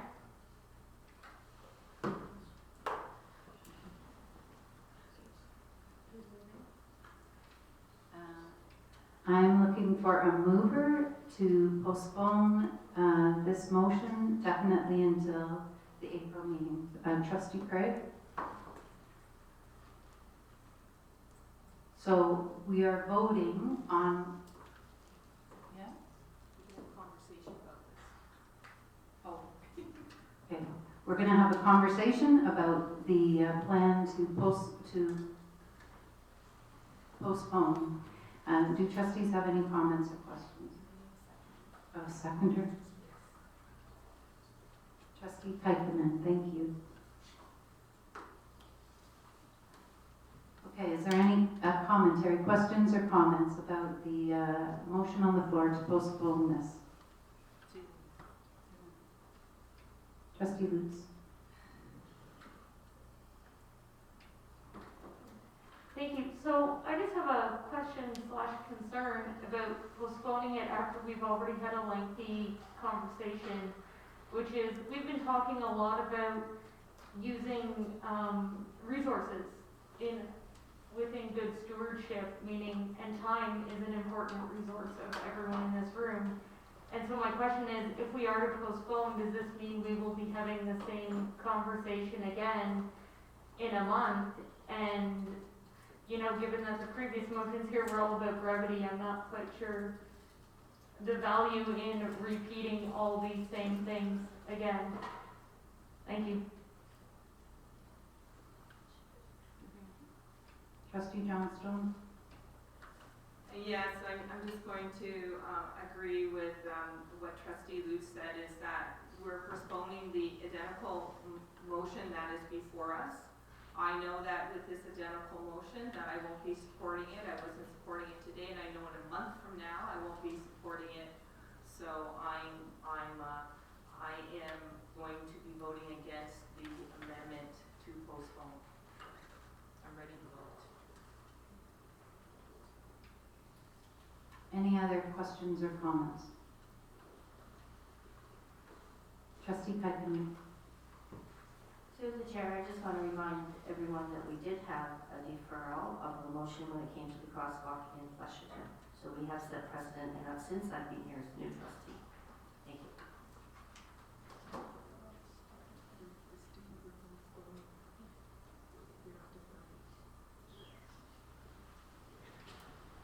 Any other comments or questions? Okay, so the question that is on the floor is, Yes, please. Yes, please. go ahead, Trustee Long. Feelings are never open to adjudication, they just are. I would feel as a newbie trustee, as I learn the ropes, I would be extremely grateful if I could be given the opportunity to reword my motion, to postpone, to vote in favor of postponing, so that I can rework my motion. I have no intent of another long discussion about the motion. But I would be very grateful, and as a newbie, I would feel greatly supportive if this was postponed as I learn the ropes, so that I could reword the motion and revisit it in April. Thank you. I'd like a recorded vote. Thank you, Trustee Long. We're going to do a recorded vote on whether to postpone this current motion to the April meeting. I'll start with Trustee Kaikkonen. I'm in favor. In favor. Opposed. Opposed? In favor?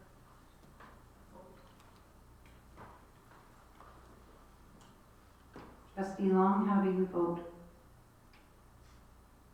In favor of postponement?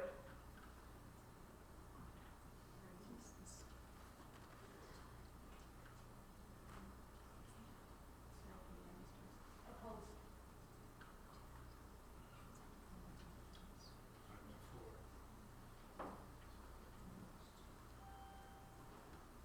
I'm going to vote in favor.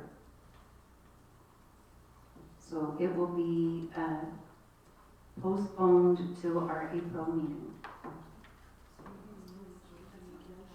Oh, sorry. Hang on, we're just doing our count. So Tracy? Michael? Oh, What did you vote? I voted in favor. Janice? In favor. Marilyn?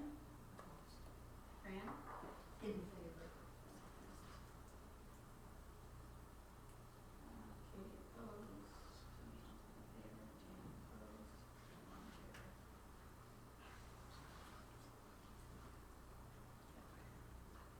Sorry, I missed that.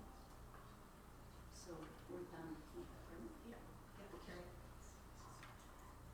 So Derek, that was carried. It'll come back on the floor in April. As worded currently.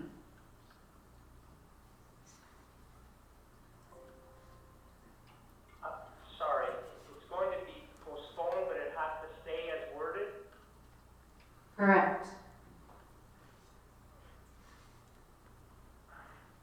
You would have an opportunity at that time to put an amendment on it. Okay, so I will have an opportunity to amend the motion. Correct. Okay, I have a tear in my eye. Thank you. This is a steep learning curve for newbie trustees. I have a tear in my eye. I am so grateful for our collective postponement. It makes me feel valued and listened to. Thank you. Thank you. There are no committee establishments or appointments this evening. And reports for information, I'd like to invite student trustee Eve Snowbelin to present our Senate report tonight.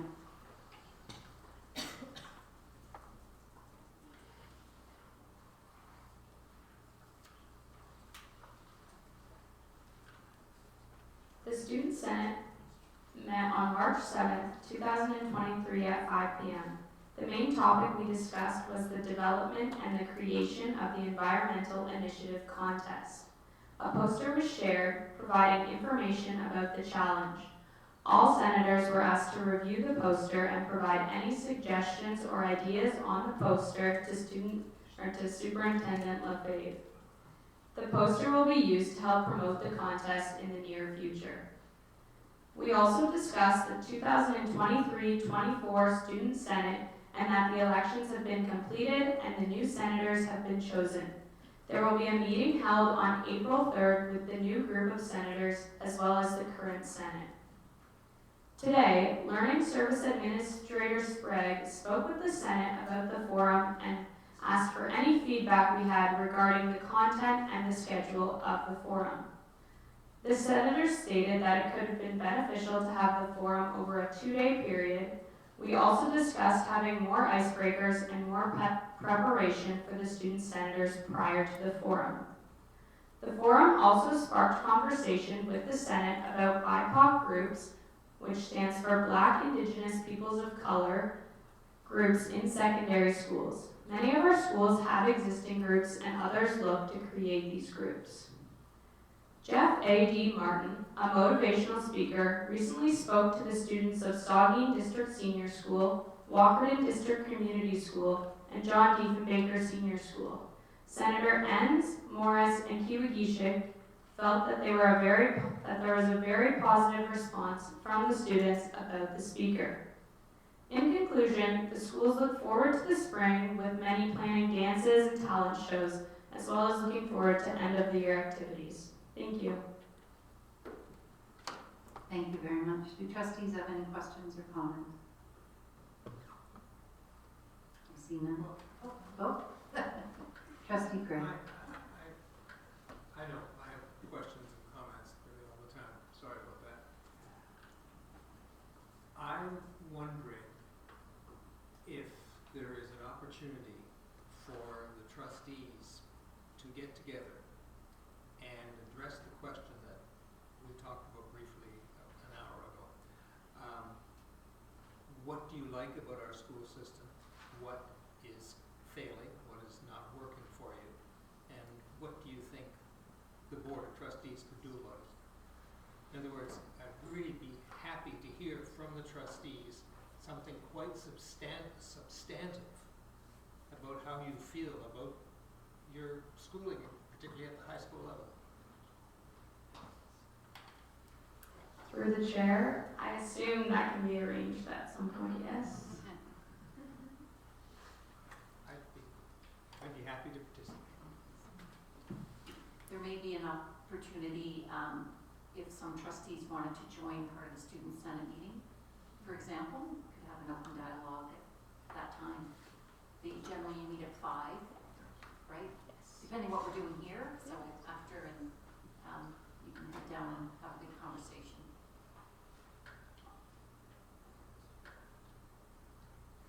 Go ahead. Please invite me. I'll try to be there. Thank you. Thank you very much. Staff reports. I would like to invite Superintendent Tang to speak to this report. And I'm looking for a mover and a seconder that the Blue Water District School Board received the staff recruitment report for information. Trustee trustee Morgan and trustee Atkinson, and welcome Superintendent Tang.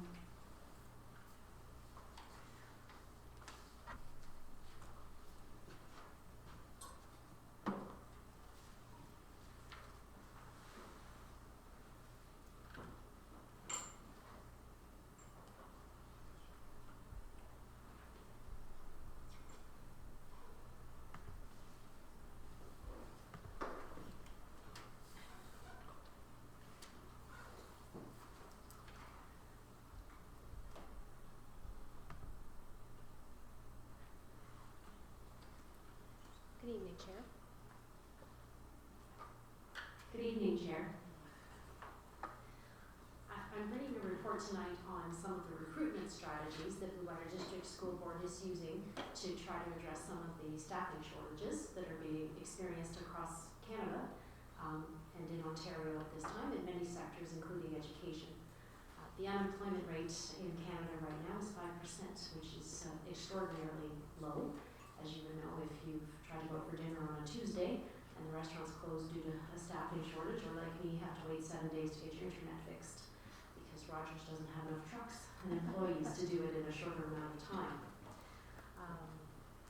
So we are experiencing a shortage of occasional teachers as well as occasional custodians, educational assistants, and office professionals. Recruitment of permanent staff members is proceeding, but taking a little bit longer than it sometimes has. But recruitment to the substitute or casual work is really the place we're facing the biggest challenge. So as a human resources department, we have engaged in quite a few strategies, some of which are new, some of which are simply enhancements of things that we've done in the past. This is actually tricky.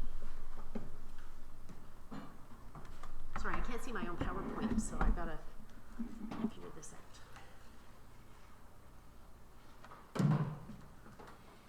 So we've begun to attend some job fairs at teachers' colleges, for example, as well as local job fairs. And one of the things that we noticed right away is that people aren't sure where Blue Water is.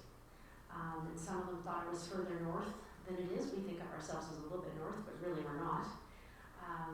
And at first I thought, well, we should have called ourselves the Grey Bruce Board of Education. Then I was chatting with another board, and they said, well, we have to be known as the Guelph Board, which isn't technically their name, because you kind of need to pick a center or something that people can identify with. So one of the things that we've done is develop a new map, and I'll just go forward for a moment here, working with our communications officer, where you'll notice that we put some little friendly icons around some of the places that people would know. So you'll see that the town of Blue Mountains has a skier, and Sable Beach has a beach umbrella, because what we found in speaking to people at the job fairs was that those are the places that they know.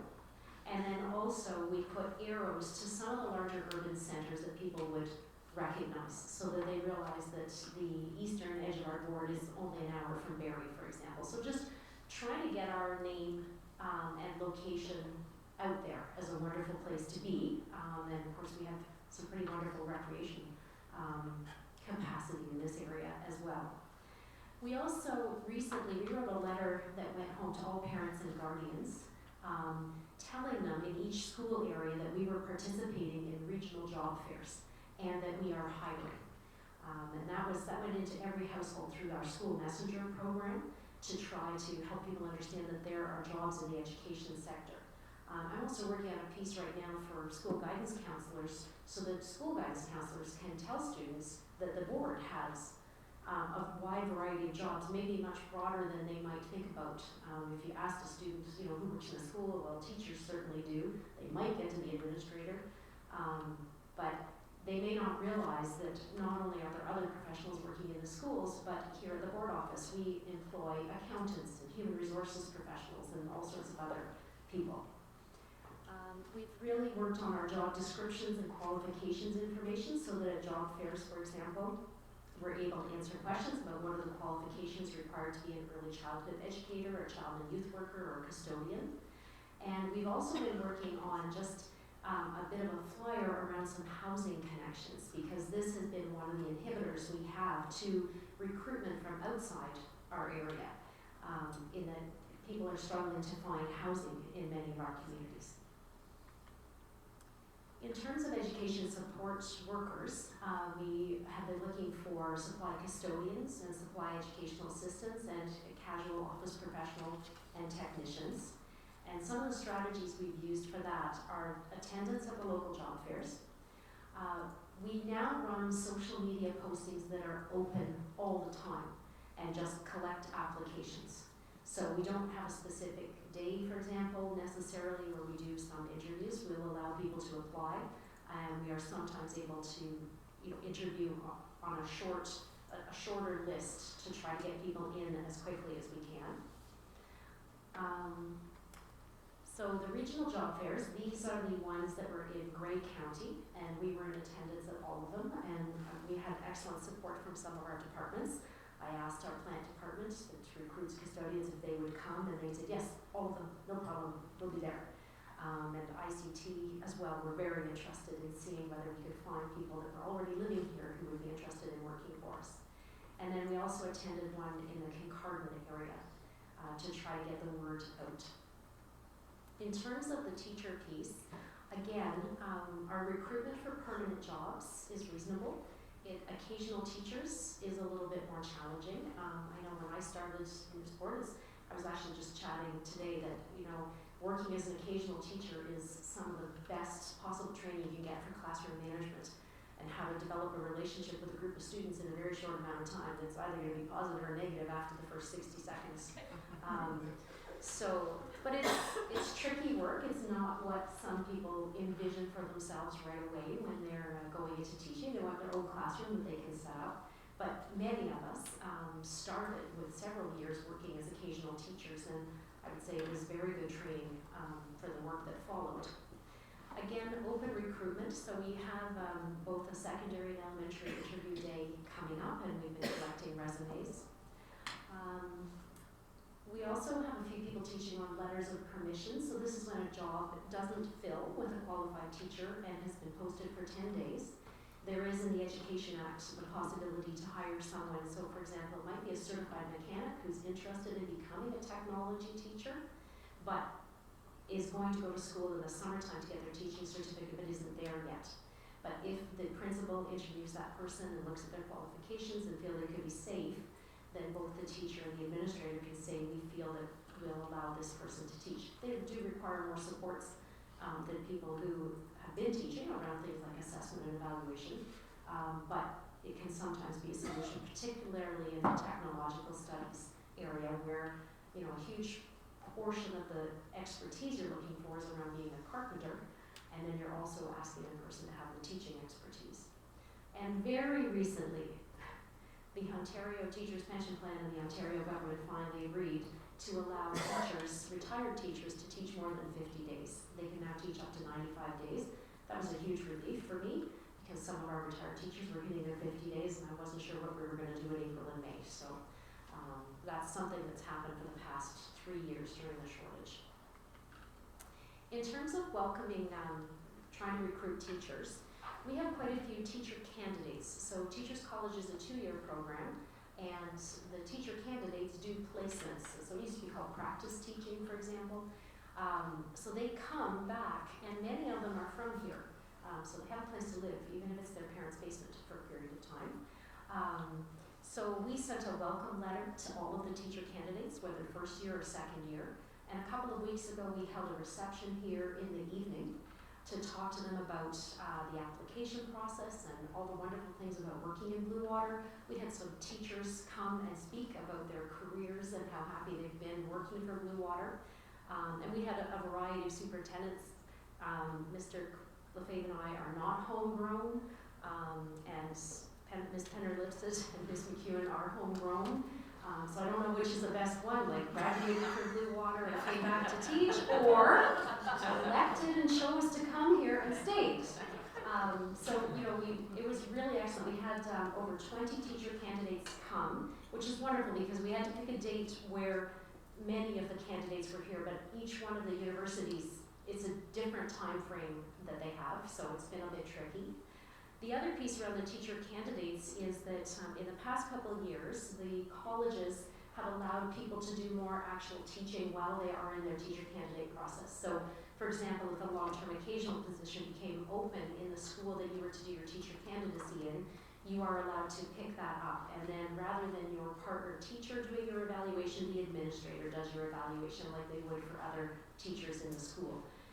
Each teacher's college has their own set of rules around how that works, so you can't take one answer and give it to all the teacher candidates. They have to read the information from their particular college.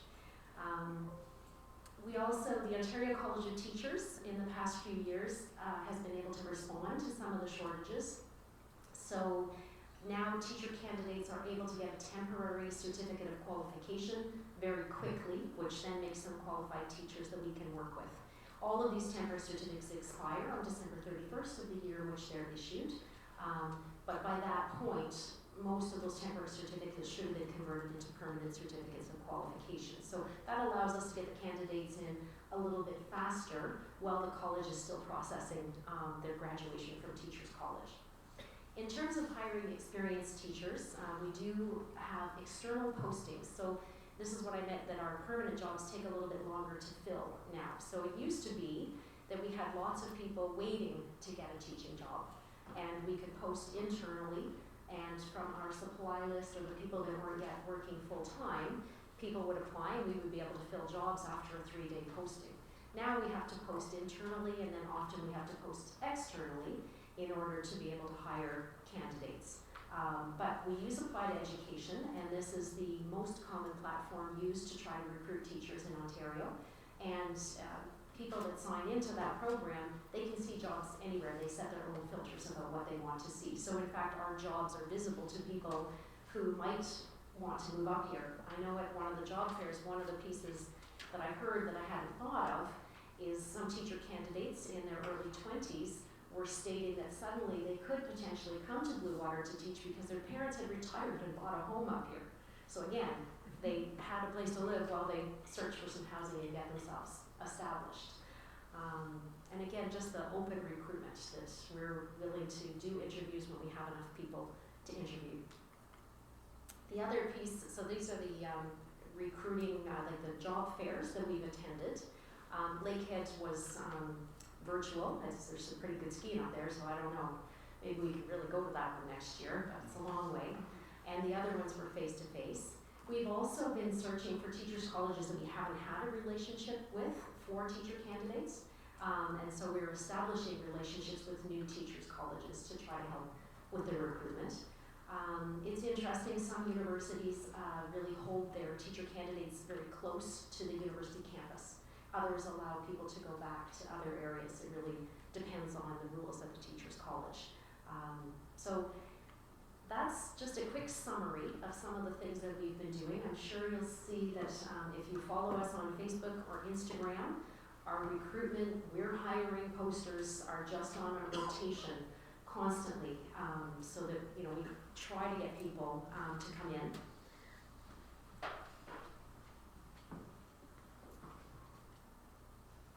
And I have this for you this evening. So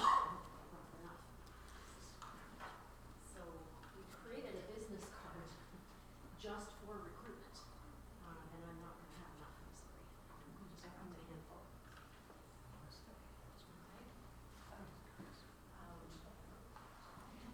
So again, to have this available to people so that they know where to put their inquiry in if they're interested in coming to work for Blue Water District School Board.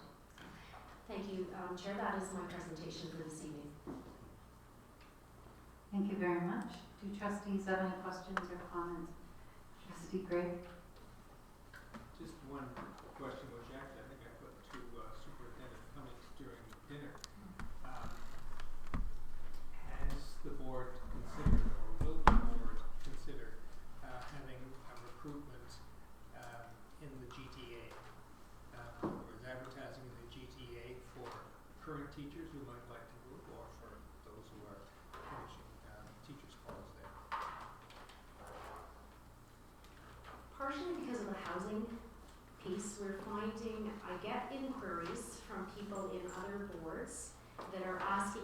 opportunities up here, but it's often because they have a cottage here or they're purchasing a retirement home here. There's a reason for them to be coming in this direction. So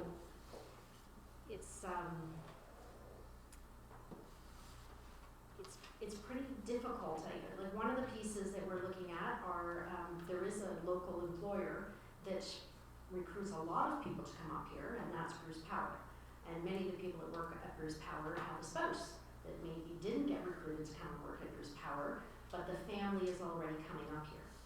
So to broadly advertise in a Toronto newspaper for that expense, or to go to a downtown Toronto recruitment fair and compete against the boards that are right there where public transit is available for people to get to, even to supply teach, versus the distances between our schools here and some of the housing pieces. I mean, I know as a parent, my children struggle to find local housing.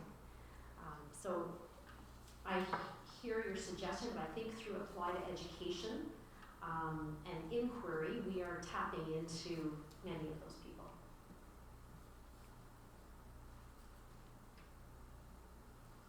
Any other questions or comments? Could you just explain what inquiry to education is? Yes, Applied Education is an online platform that allows us to post any type of education job.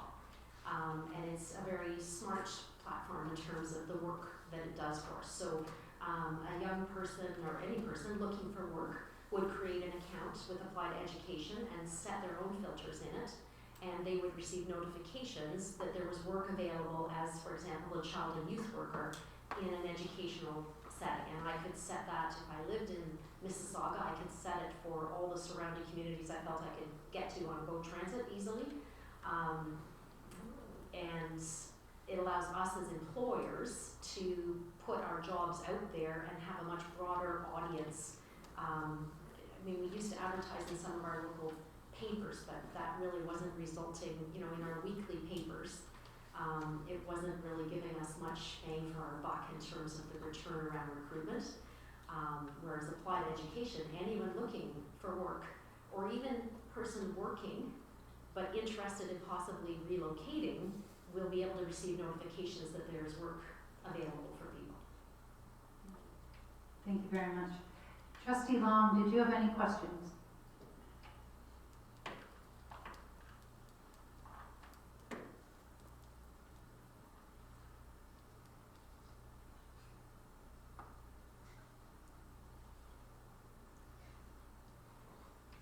I know there's a delay, but I'm assuming no. Does anybody else have any questions or comments? I see none. Thank you very much for the report. Thank you. It was moved by Trustee Morgan and seconded by Trustee Atkinson that the Blue Water District School Board receive the staff recruitment report for information. All in favor? That is carried. Correspondence.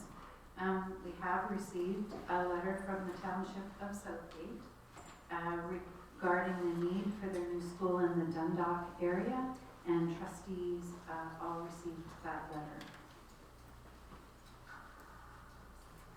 Communication and announcements from student trustees,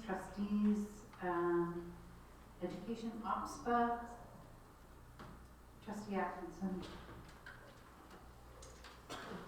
Pardon me. I just have an announcement that on April the 20th to Saturday, April the 22nd at John Diefenbaker, we are back to having musicals, and this production is called Masks Off. So tickets are $10 and they can be purchased through the JDSS website. And I think the last musical we had at JD was Closing the Doors. So it's been almost 5 years. So, and this was a yearly thing back in my day, many moons ago. So if you've got those dates free, I'm sure you'll enjoy the performance. Thank you. Thank you. Trustee Johnston, did you go ahead? Yeah. So this has to do with OPSPA, the Ontario School Board. So you would have received information that was sent through me to Bev, which went to you. So first of all, just some documentation that you got a brief overview of the Board of Directors meeting, February 24th and 25th. So I just wanted to, usually if you pursue it and you have some additional questions, I try to answer them to the best of my ability. However, I'm going to bring something that was interesting here. So it was reported in that of course, for the 23-24 Education Funding Consultation Guide, and that's grants for student needs, and that's the Ministry of Education. And under the Education Act, of course, they must consult with OSPA. And so OSPA in November sent its submission regarding the 2023-24 Education Funding Consultation Guide to the Ministry of Education and the Ministry of Education and the Ministry of Education. So there was a link in there, and the link sent you to its actual submission on our behalf.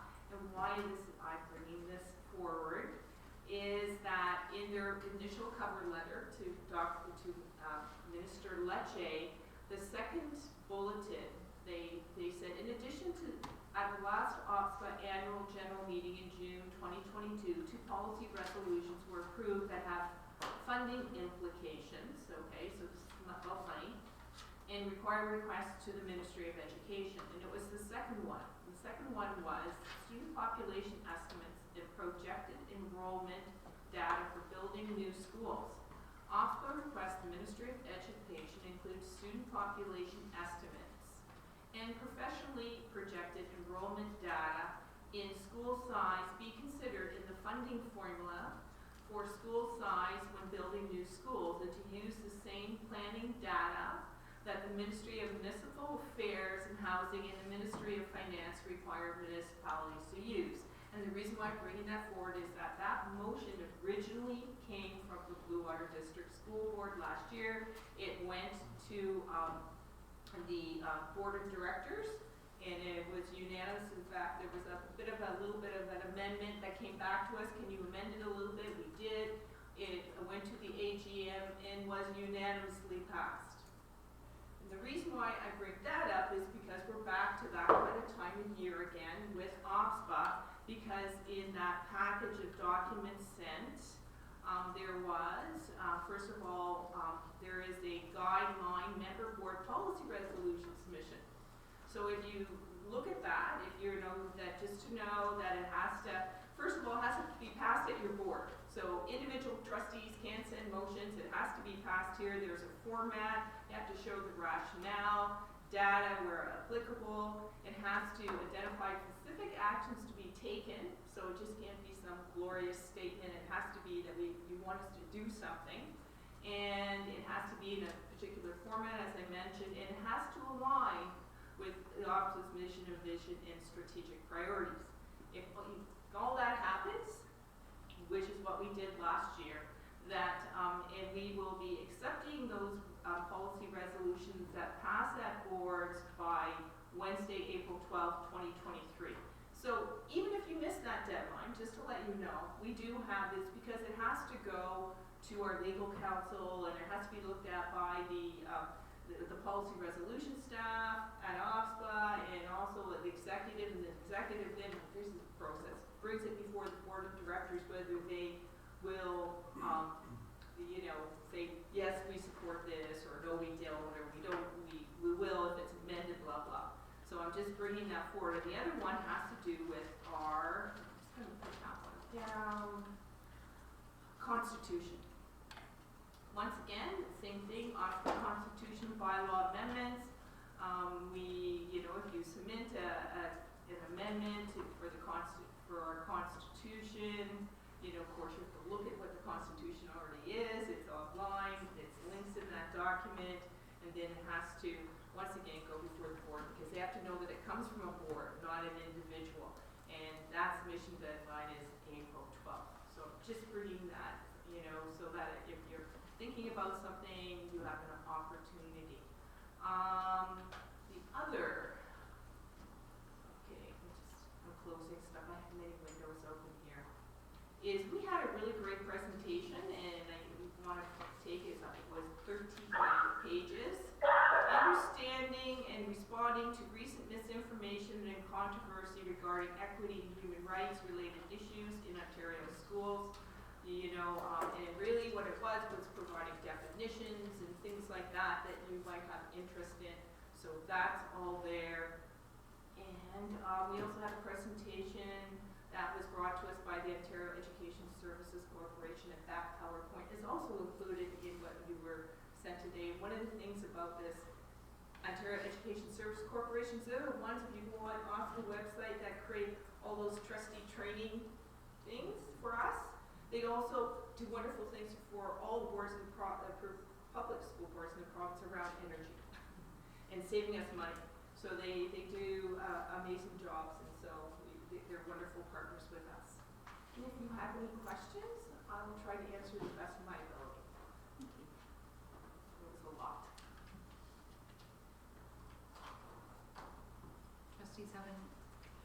Trustees have any questions? Go ahead.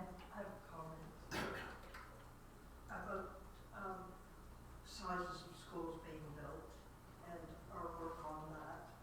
And did everybody hear that Rockdale has approved another subdivision which will have approximately 300 single-family dwellings, which will impact our schools? And just to let you know, when I said that motion when it came before OSPA was unanimously approved, and that was really important because at OSPA you have urban boards and what I call smaller, middle boards like us, and then you have northern boards. And that motion was unanimously supported because that had implications for every board in this province. Whether you're in, say, Hamilton and you build a new school and you have like 15 portables on the tarmac on the first day you're opening a new school. So we all are struggling with the same things. We have different kinds of problems. So the north might have different things, but this affects all of us, and we want to be able to use the same kind of data that municipalities do when they're planning. It only makes sense. Any other questions or comments? Trustee Long, did you have any questions or comments? No. Thank you. Director Trustee Conferences of district meetings, is there any?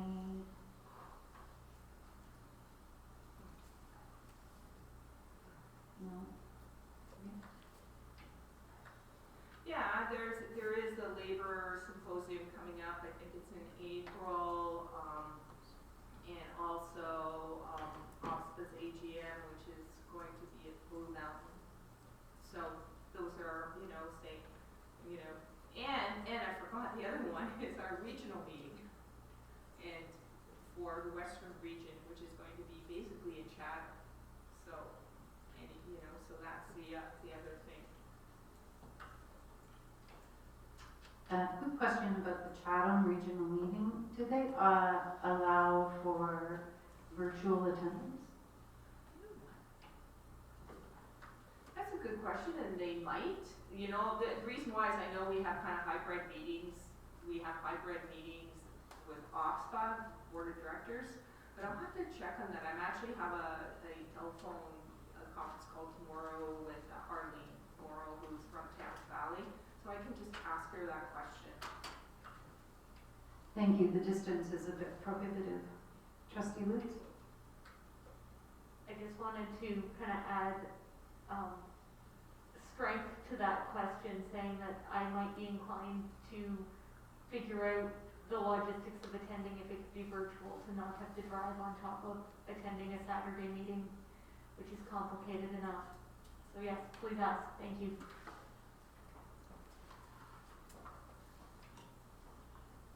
The trustee calendar of events is presented for your information, and it is getting shorter. So with that, I would like to have a mover and a seconder that the Blue Water District School Board adjourn at 9:16 p.m. Trustee Lutz, Trustee McComb. I'll go with Trustee Long on that one. Safe home, everyone.